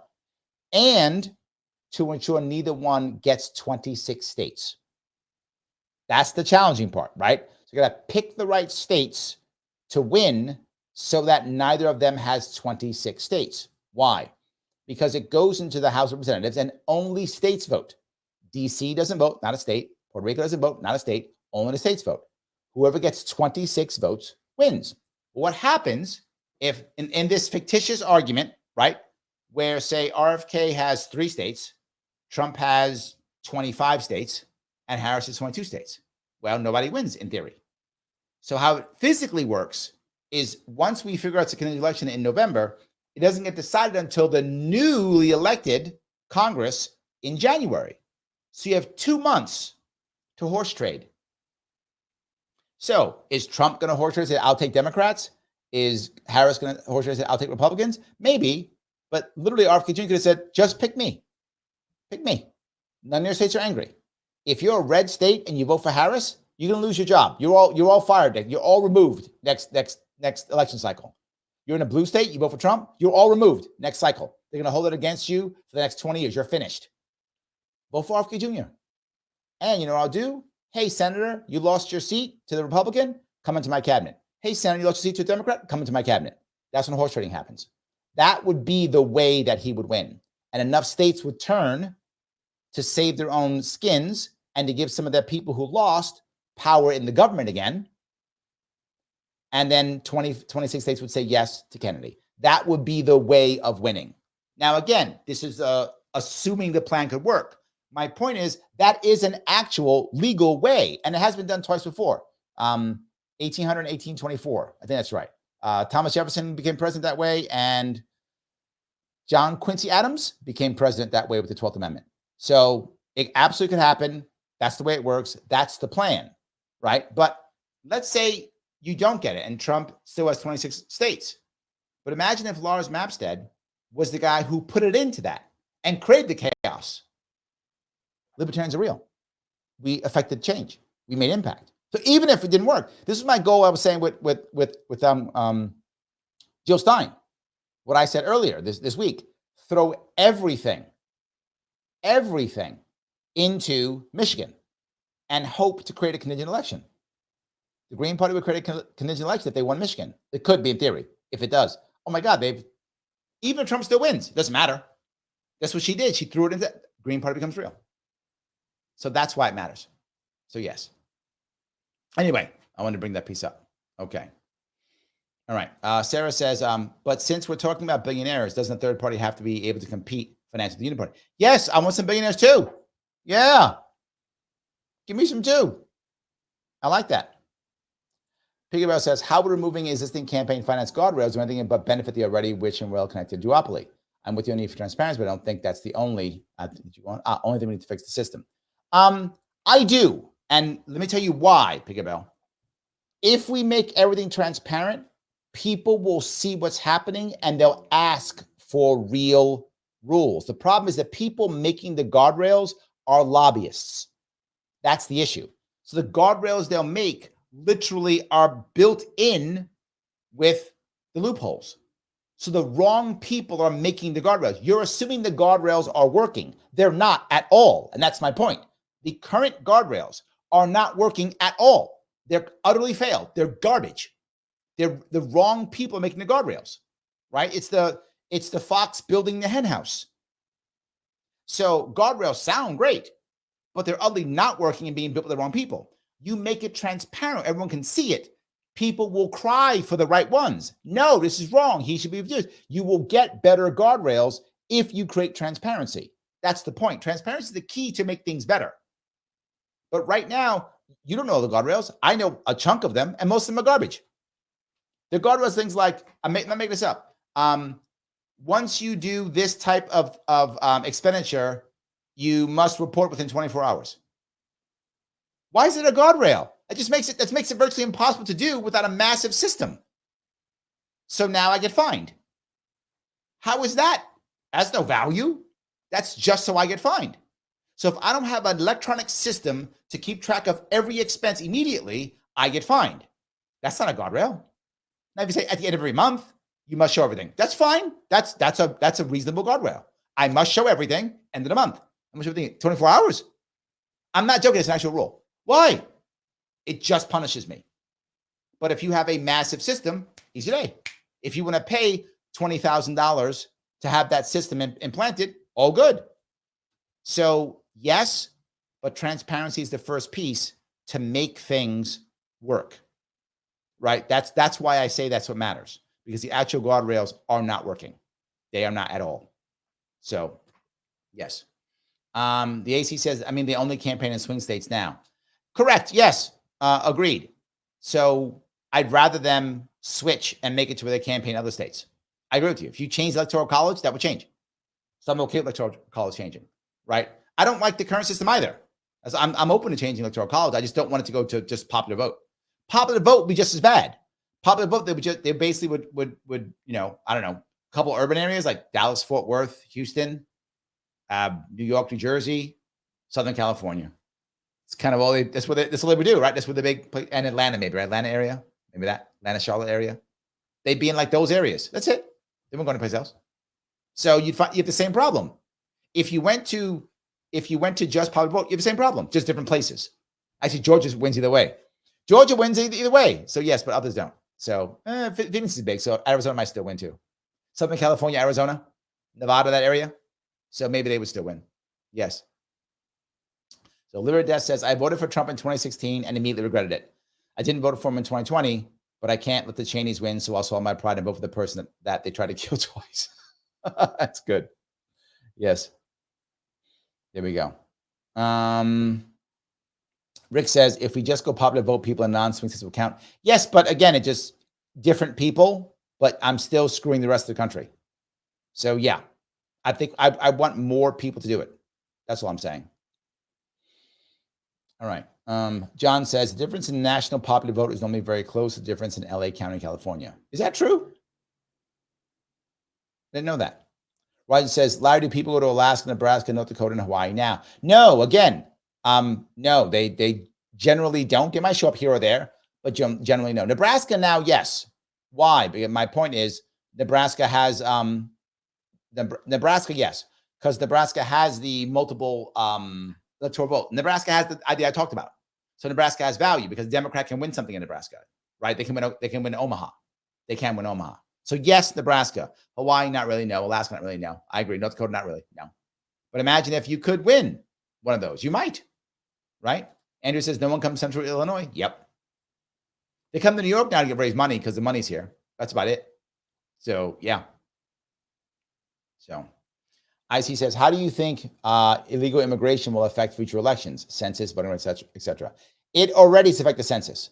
New York changed how it counts people so that it could not lose so many seats, right? We were supposed to lose 2, but because we counted migrants, we only lost 1. So yes, it will affect census, obviously. Yes. The next census is in 6 years. 100% it will affect the census. So it will affect the census, absolutely. Voting rights, it could locally. They are making attempts to do so. Prop 1, that will probably pass in New York State, which I hate that it will, but it probably will pass in New York State, will be a step to that. It won't be right away. There'll be lawsuits. I would guess by 2026, 2028, in local elections, they will probably allow migrants who are not legal, undocumented, to actually vote. I think that might, they're going to try at least. They tried before, it didn't work. It's against the law in New York State, but Prop 1 will change the Constitution, which is, of course, in New York State, number 1, right? So once that changes, it will shift. So I think it will start happening locally. Again, I don't see any place now at all at happening at a federal level. I don't think so. I don't think it'll happen at a federal level. I don't see it in the near future, but locally, I could see that. I could definitely see that. Joseph, thank you for the $20, my friend. I appreciate the super sticker. Thank you so much, guys. I appreciate that. I really do. So, all righty. See if I can do this here. Rise Sticker says, I still voted for RFK Jr. North Carolina. A lot of people did. Yes, a lot of people did. You're not alone. A lot of people did. The AC says the Electoral College that the Senate benefits the small states disproportionately. The Senate is way out of proportion. I completely agree. In my view, that should be changed also. But I wouldn't change. Again, I still want states to have some authority. I do. But I think it's too much. In other words, I would do something like if they, this would be a constitutional amendment, but no one's asking me. But if you're asking my opinion, I'll give it to you. It should be something like, I'm making this up, but something like the top third get 3, the middle get 2, and the last third get 1. Something like that. I mean, Wyoming still gets 1 compared to California having 3. And California is what, 40 times more than whatever. So it still gives Wyoming still some power. And small states, this is a republic. The United States, they should have some power. But the founding fathers could not imagine one state having 40 times more the population of another. They couldn't imagine that. They thought, maybe double, maybe. So what? 40 times? I would shift it to something like that. That's my view. That still giving them some power, but not as much. I mean, they have more senators than they have representatives. It's crazy. So, yes. Jessica's going to say, exactly, so free market anti-corruption. Yes, that's what he's been talking about. I think that's true. Right, Ash, did you watch the recent Cuomo town halls on News Nation? If so, what do you think? I thought it was good. I thought it was nice. I think Cuomo is trying to reinvent himself. I think he is. I don't think it's that bad. I think his reinvention, I think, is going as well as you could expect. How about that? That's what I would say, as well as you can expect. It's not that bad. He's got some more years, but I think he is trying to reinvent himself. The Red says, I still can't watch or listen to Chris Cuomo, even though he attempts to come off as moderate. He blatantly sims for the Dems. Chris, like his brother Andy, will always be a blowhard. I guess it's not working as well for you then, is it? But yes, he is trying to. He is definitely trying to. All right. Kim says, I heard today someone's trying to get Jill Stein to quit and endorse Harris. What do you think about that, Larry? Okay, 1, she will never do it. Never, ever do it. Not going to happen. That is a fantasy. I get why people do it, say that, but never going to happen. Jill Stein's a true believer. I know her.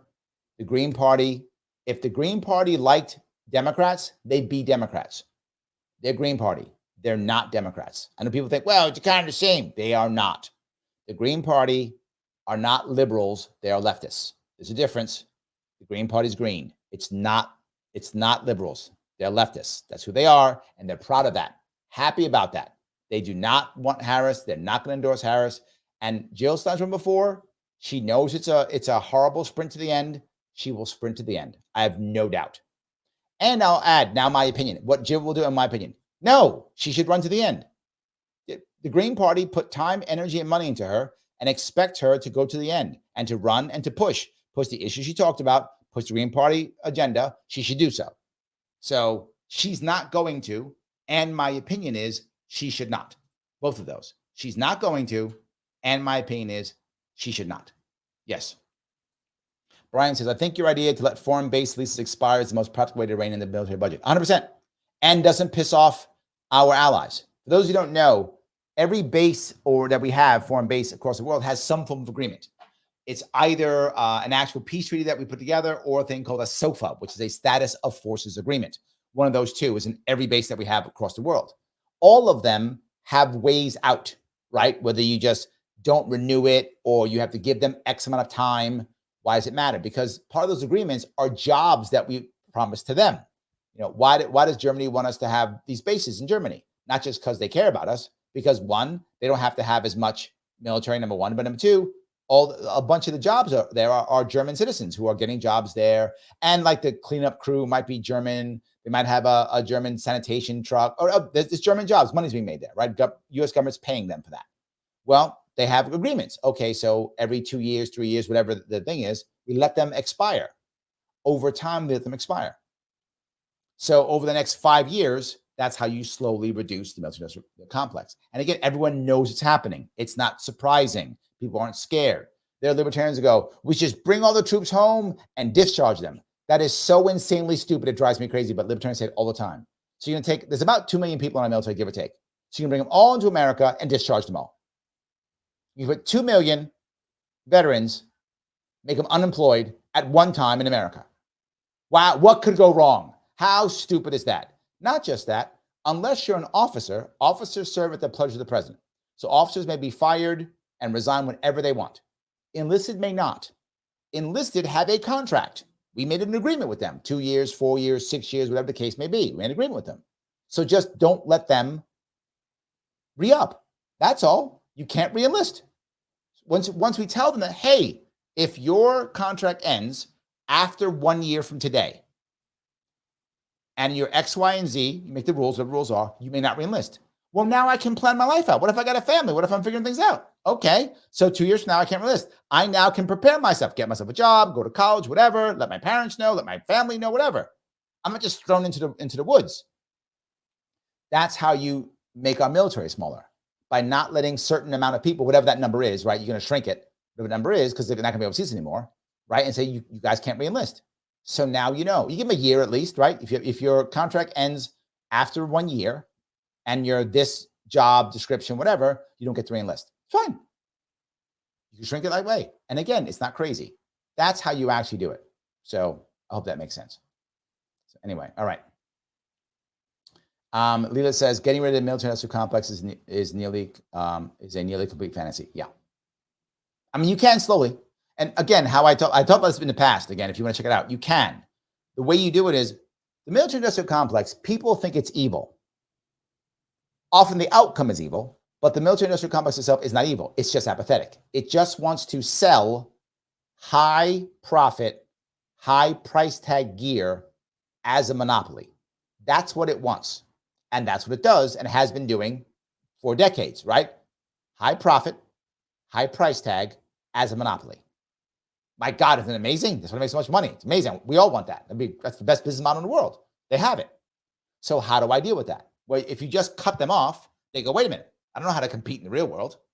I know how to bribe congressmen. That's what the military complex knows what to do. It knows how to bribe congressmen, right? Well, now I'm saying just good luck. And I'm like, well, no. This is an X billion-dollar industry. No. You do that and you're going to have an accident, Mr. President. That's going to happen. So no worries. We're going to end our embargoes on all these stupid countries that we're embargoing, which we're embargoing a third of the country, a third of the planet. The United States embargoes a third of the planet. How stupid are we? Stop the embargoes and give them a several-year monopoly on certain companies and countries. You go, wait a minute, Larry, that's not libertarian. Correct. That's not libertarian at all. It's a terrible market idea. It is a horrible, unfair, bad idea. But it keeps me alive. That's what it does. It keeps me above ground.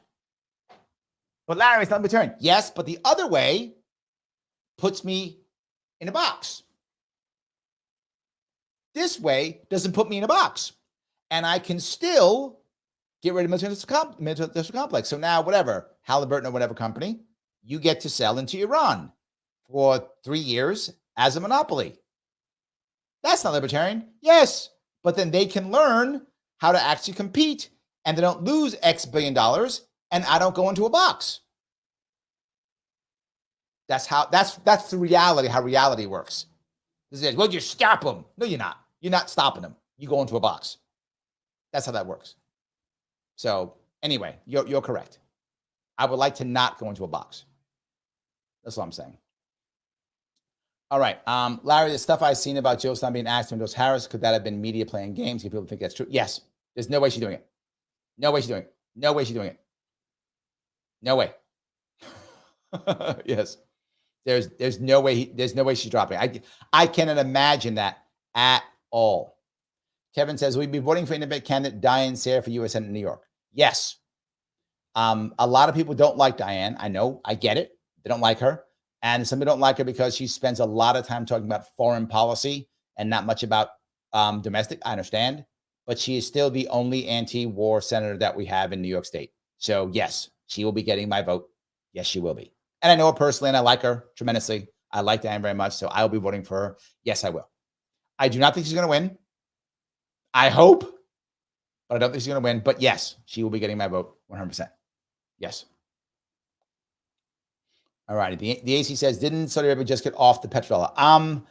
I think this is a nuance. I don't think they got off the petrodollar. I think they're accepting other currency. That is a nuance, if I got it right. I think I'm right on that one. They're accepting other currency. It used to be it was only the dollar.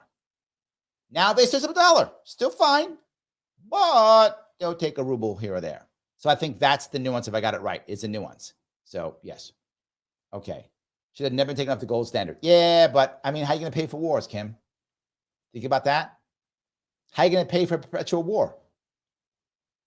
Right? How are you going to do that? Perpetual war?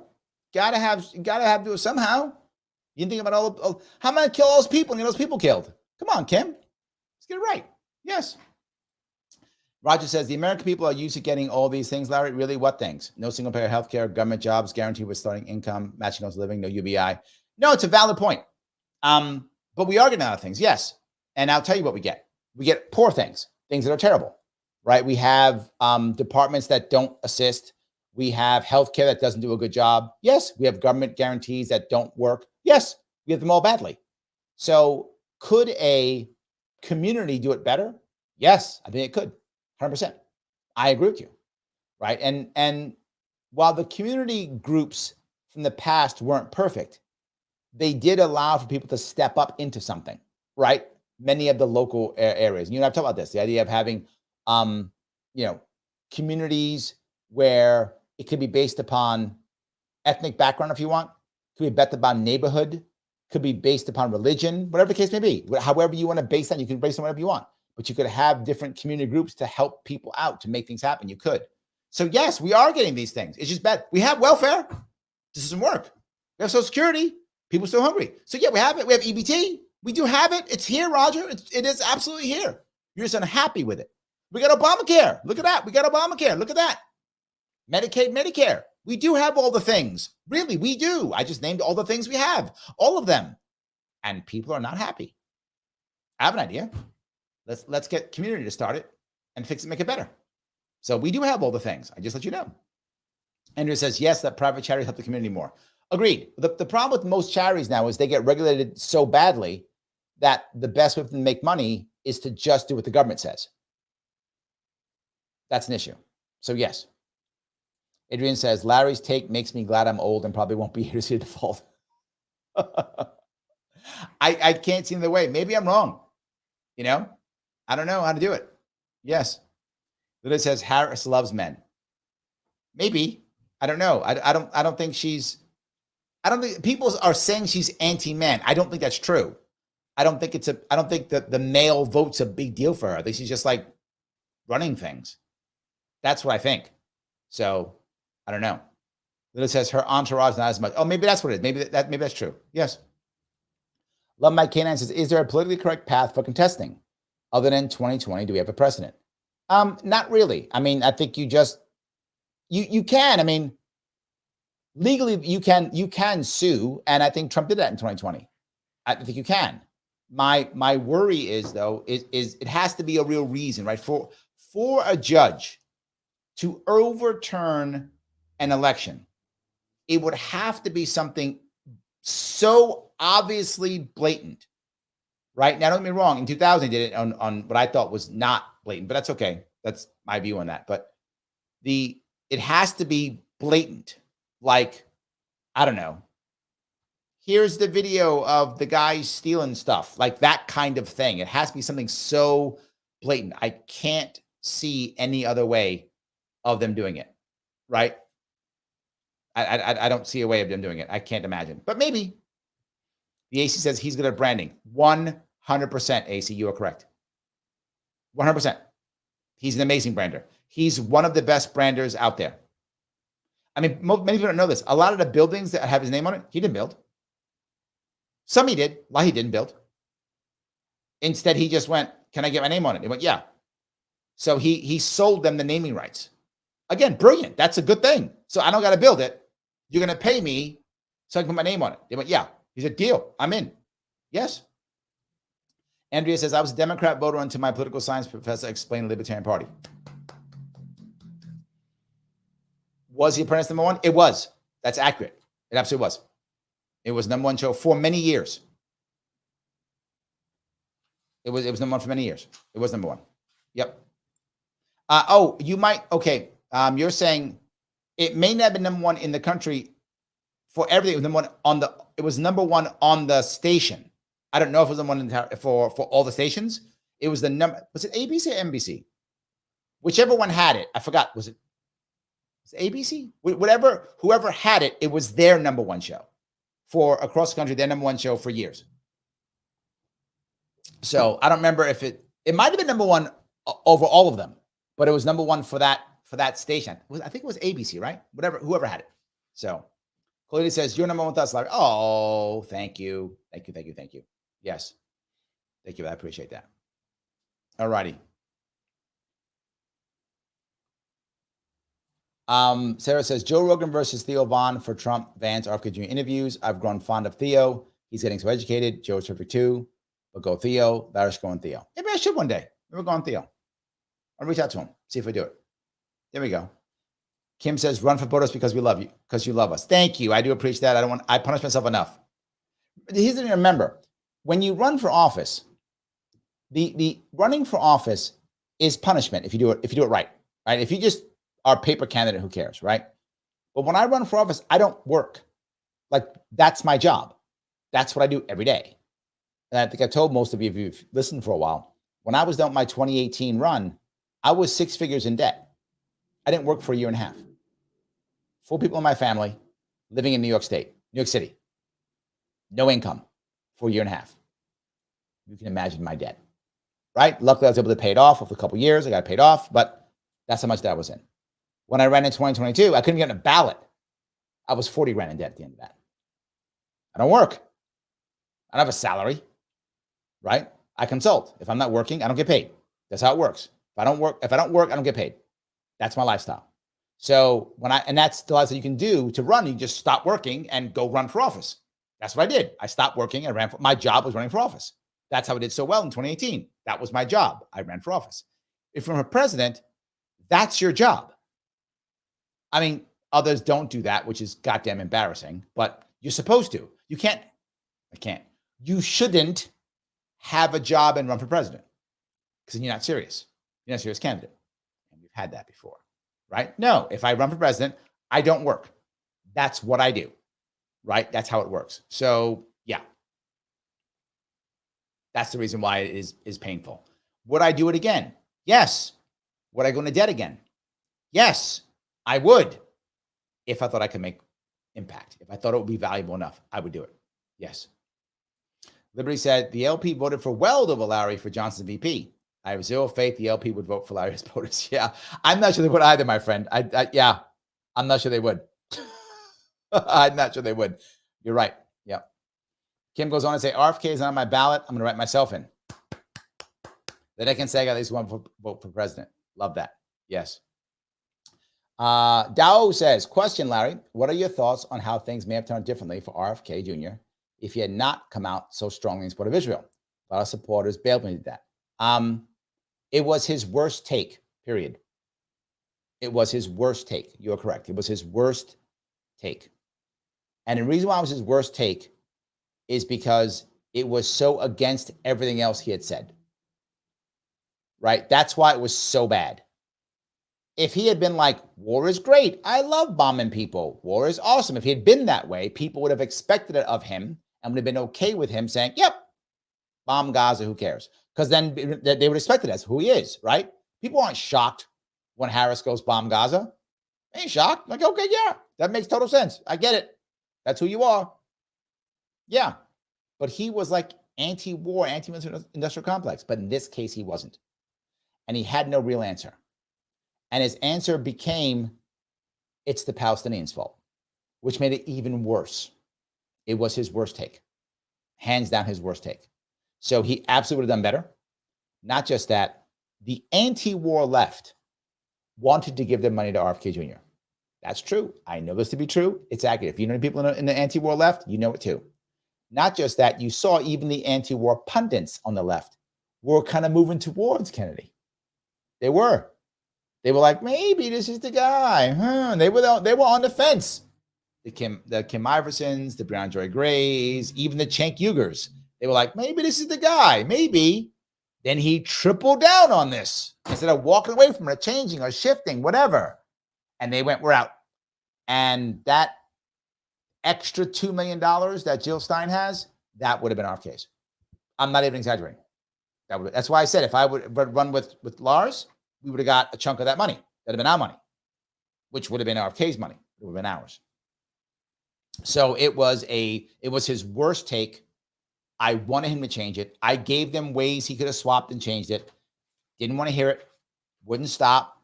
Hung out with Rabbi Shmuley. It was, and again, if he's running as a Republican, it doesn't matter anymore. Now it doesn't matter anymore. He's a Republican. It's fine.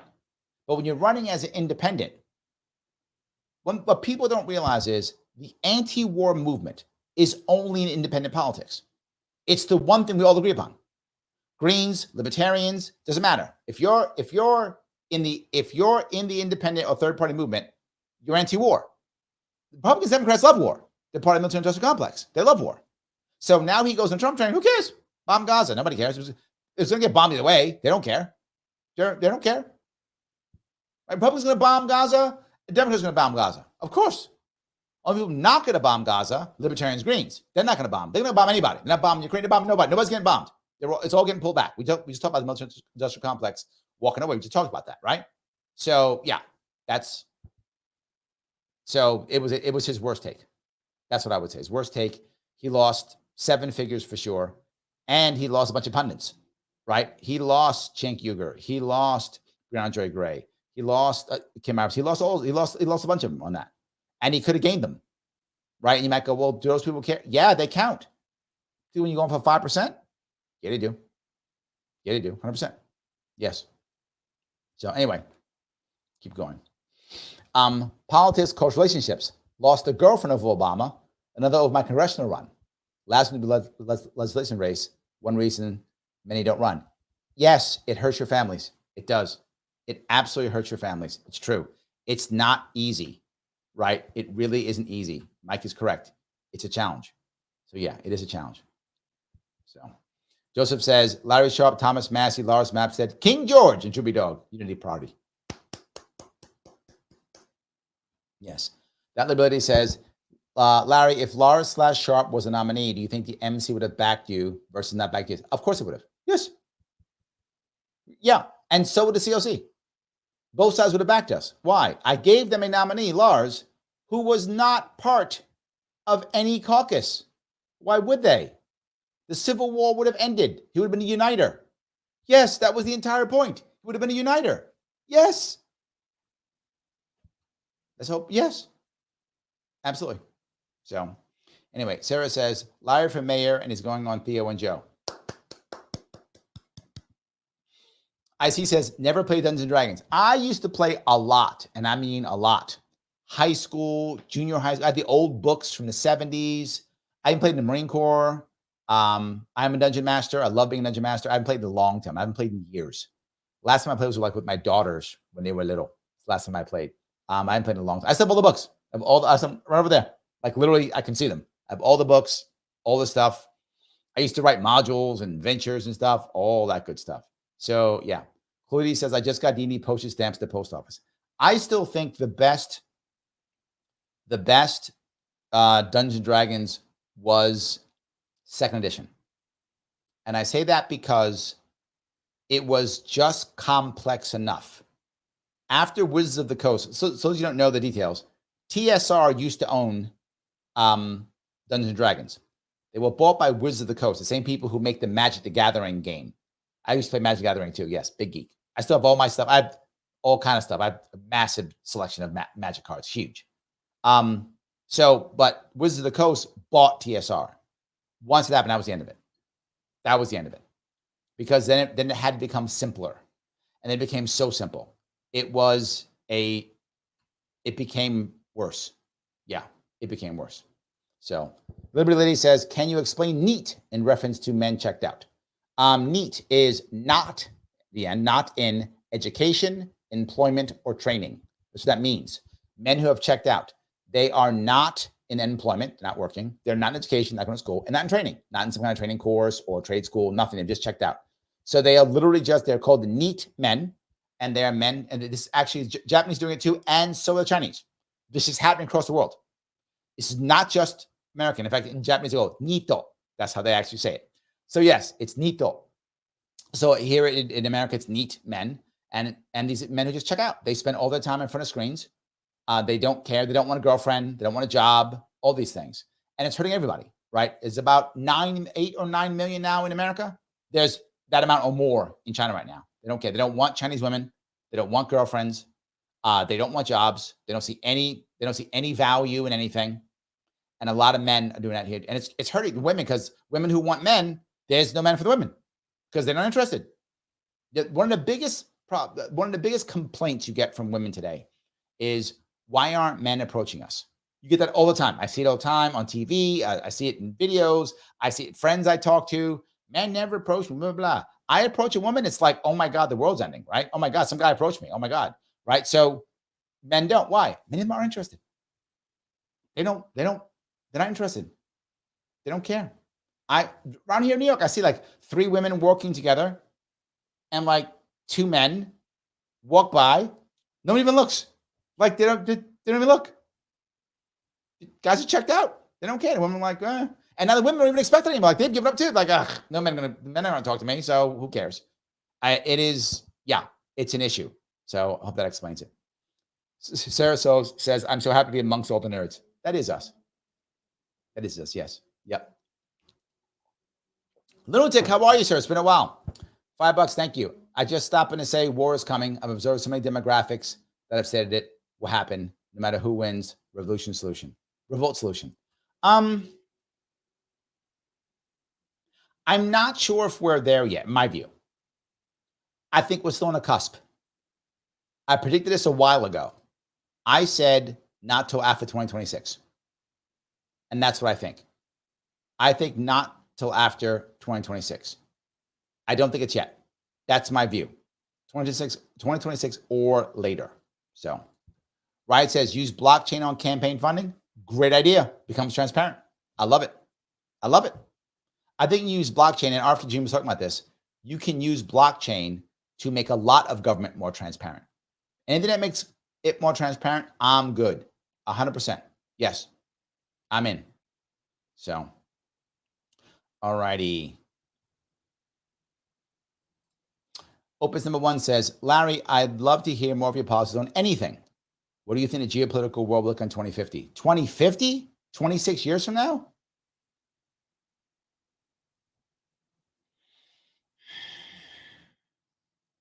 I don't know. That's a tough one. So much could happen. I'm not sure how to answer that one. By 2050, my worry is the level of unhappiness will become so high that people in general will be checking out. My worry is that it'll become similar to Ready Player One in some way, not exactly that obvious, but some way to where people are checking out so much, they just want to live in a fantasy world and the oligarchs control everything. That's kind of where I feel like my head is, where people are kind of just existing because there's nothing to live for. I see so many people becoming unhappy. I see where our problem is unhappiness. I think that's our biggest issue. That sounded bleak, didn't it? Yeah, but I could see it. I could see it. We have to give ourselves purpose again. To be happy, people have to have three things: feel loved, feel respected, and have purpose. Those three things, odds are you're happy, right? If you have those three, right? If you only have two of them, you can search for the other. It's fine. If you have one of them, you can become obsessed. You have none of them, you will become self-destructive. And it doesn't matter who you are. If you do not feel loved, do not feel respected, do not have purpose, you will become self-destructive in some way. That could be physically, that could be mentally, that could be through alcohol abuse, something, but you will absolutely become self-destructive if you don't have any of those three. So you've got to move through that in some way, shape, or form. So I feel that we have to work on that more than anything else. And I think freedom is a part of that. That's why I push so much for people to be free, for community, because many people will gain some type of purpose and or respect and or love through the right communities, right? Communities can do that. Even as small as this community, right? People talking here, we become to like each other, respect each other's views, even here. But imagine if you had a local community that was there to back you up, to make you feel, prop you up when you fall down. That's why I like it. So I fear the negative part. I think community can fix that. Hope that was okay. Joseph says, you get a billionaire and you get a billionaire. Yes, everyone gets billionaires. We all get billionaires. I love it. Yes. Let's do it. Yes. Roy says, free speech is supposed to be a hedge against corporate power. Yes. But corporate power now controls many newsrooms. Sadly true. Sadly true. Yes. Leela says, the guardrails are pure garbage. Yes. Yes. That's why I say you have to first have transparency so we can go for the right thing. Otherwise, it won't work. The guardrails won't work. Joseph says, the guardrails in politics are like the guardrails in business. Small business, like poorly funded candidates, get crushed. Yes. Yes. 100%. That's exactly right. That's exactly right. Lunatic, how are you, sir? On the $5, thank you. Is it just me, or has either had a major energy flux burst and it's been super weird for the past week? I'm gonna just me. No, I've heard that more than once. I've actually heard losses, parts of New York State. Yes, you're not the only one. You're not the only one at all. I've heard that more than once. Multiple people have told me that's the case. Multiple people have said that. Yes, absolutely. Nancy says, I have zero clue what the hell to do with Bitcoin. How do you spend it? Right now, you don't. Right now, you do not. You keep it right now. That's what you do. Yes, at the moment, you keep it. That is what you do. Yes, 100%. So, all righty. Let's see here. Joseph says, make America purpose again. Aw, that's sweet. I like that. There we go. The AC says, you know how hot things will be in 2050 because of climate change, or you're all flat earthers? I'm not a flat earther at all, but I don't know how hot it'll be. And the reason I said that is we don't know what type of technology will happen. We don't know what we'll stop doing or start doing. If we're smart, we'll go to nuclear energy anyway. If we're smart, I hope we go there. So I don't know. I can see either one. Yes, either one. Why? I've never played AD&D, but enjoyed watching friends play. I like different dragons. Black spat acid, it's true. Green chlorine gas. Yes, you remember. Red was fire. White was ice. Bronze and blue was lightning. Also, Beholder and Intellect Devourer. I remember all of those. Yes, the Mind Flayer too was the Intellect Devourer. Yes, I remember all those. Yes, I used to do all those types of things. And they changed all the rules later to try to make dragons stronger or whatever. It just, yeah, I don't like the rules they changed. I think the second edition was the best one. It's just my view. I love that. So yeah, that's what I think. I think that's going to happen. I think that second edition was the best. And if I ever played again, I would go back to the second edition again. I probably would. So Lars is here. Larry and I were my dream team. We would have gotten a lot of attention and money. That's my president right there, brother. That's my president right there. 100%. 100%. That's my president right there. So what we should have done, we would have made this rock and roll. It's been so good. What are you gonna do? We'll keep moving. Sarah says, hold on. Where'd Sarah go? I just had Sarah. Where'd she go? I lost you. There we go. I want to know more about Bitcoin. If you have retirement funds from work, usually BlackRock, so rather have Bitcoin. I bought a lot of Bitcoin a while ago. I wish I had bought a whole lot more, and I wish I bought a whole lot earlier. Being a libertarian, a lot of people in the libertarian world know all about that. So I was actually, I want to vomit when I think about this. Literally, I was introduced to Bitcoin when it was $200 Bitcoin. I know. It's crazy. It's crazy. But yes, literally I was, it was nuts. Any case, so I bought some much later. It was probably like, it was still good. $11,000 per, which is still high, but it was good. So I got in at like 11,000, which is way worse than 200, but I did get in at that point. So yeah, that's what I did. And I'm not planning on spending it at all right now. Yes, I don't plan on spending any of it right now, 100%. Opus says, Larry, what do you watch on TV right now? What do you watch on TV? Any series you recommend on Netflix, etc.? Right now when I watch TV, if my daughters are around, I watch whatever they watch, which is usually YouTube and some Netflix, some stuff here or there, because I like watch TV with my kids. So that's often. But myself, most of the time when I watch TV, I watch news. I know, boring, but I'll watch CNN. I'll watch Fox. I'll watch MSNBC, so I can see what the mainstream people are thinking and what the corporate media is thinking. I'll do that. Any series. I don't watch that many series anymore. It's sad. I probably should watch more. But there was one I really enjoyed. I watched a couple years back called The Expanse. It's a sci-fi series about the future, 2050 maybe. I don't remember what year it was. But in the future, there are humans on Mars and humans on Earth and humans in like the mining areas. And there's political and warfare between all three. I'm going to give you all and it's interesting. What I thought about, why I enjoyed this series, why I watched it, it was the most realistic sci-fi series I'd ever seen. It was realistic in combat, realistic in technology, realistic in politics. It was realistic in many ways. And the Martians had broken away from the Earth people, and they were actually enemies now because of different cultures, different everything. They lived on Mars for many years. And at one point, I won't give the whole thing away, but at one point they find some way to another place, is what I'll say, way to another place. And when that happens, they all of a sudden decide that, well, if we get to the place, why should we keep terraforming Mars? And now the Martians, who've been there for years waiting to be terraformed, don't get terraformed now. There's a cooler, there's a prettier girl at the ball. That's it. So I did enjoy The Expanse. That's the last thing I can remember watching. I also, if you like watching historical, based on something, another movie called Generation War. It is actually a German series. In German, it's Unsere Mutter, unser Vater, which means our mothers, our fathers. And it's based upon 5 people surviving World War II in Germany. One of them is Jewish, and how the war affects all of them. And of course, if you ever watch German war movies or Japanese war movies, they never end well, right? Losing a bunch of wars, your war movies are kind of negative. So it doesn't end well. But it does show like how people, how they thought, what they did throughout the war years. Takes you from like earlier in the war until the end, all the way to the end of the war. And it's that was a good series. I enjoyed that one too. So I hope that was 2 good ones for you. So I wish I had more for you.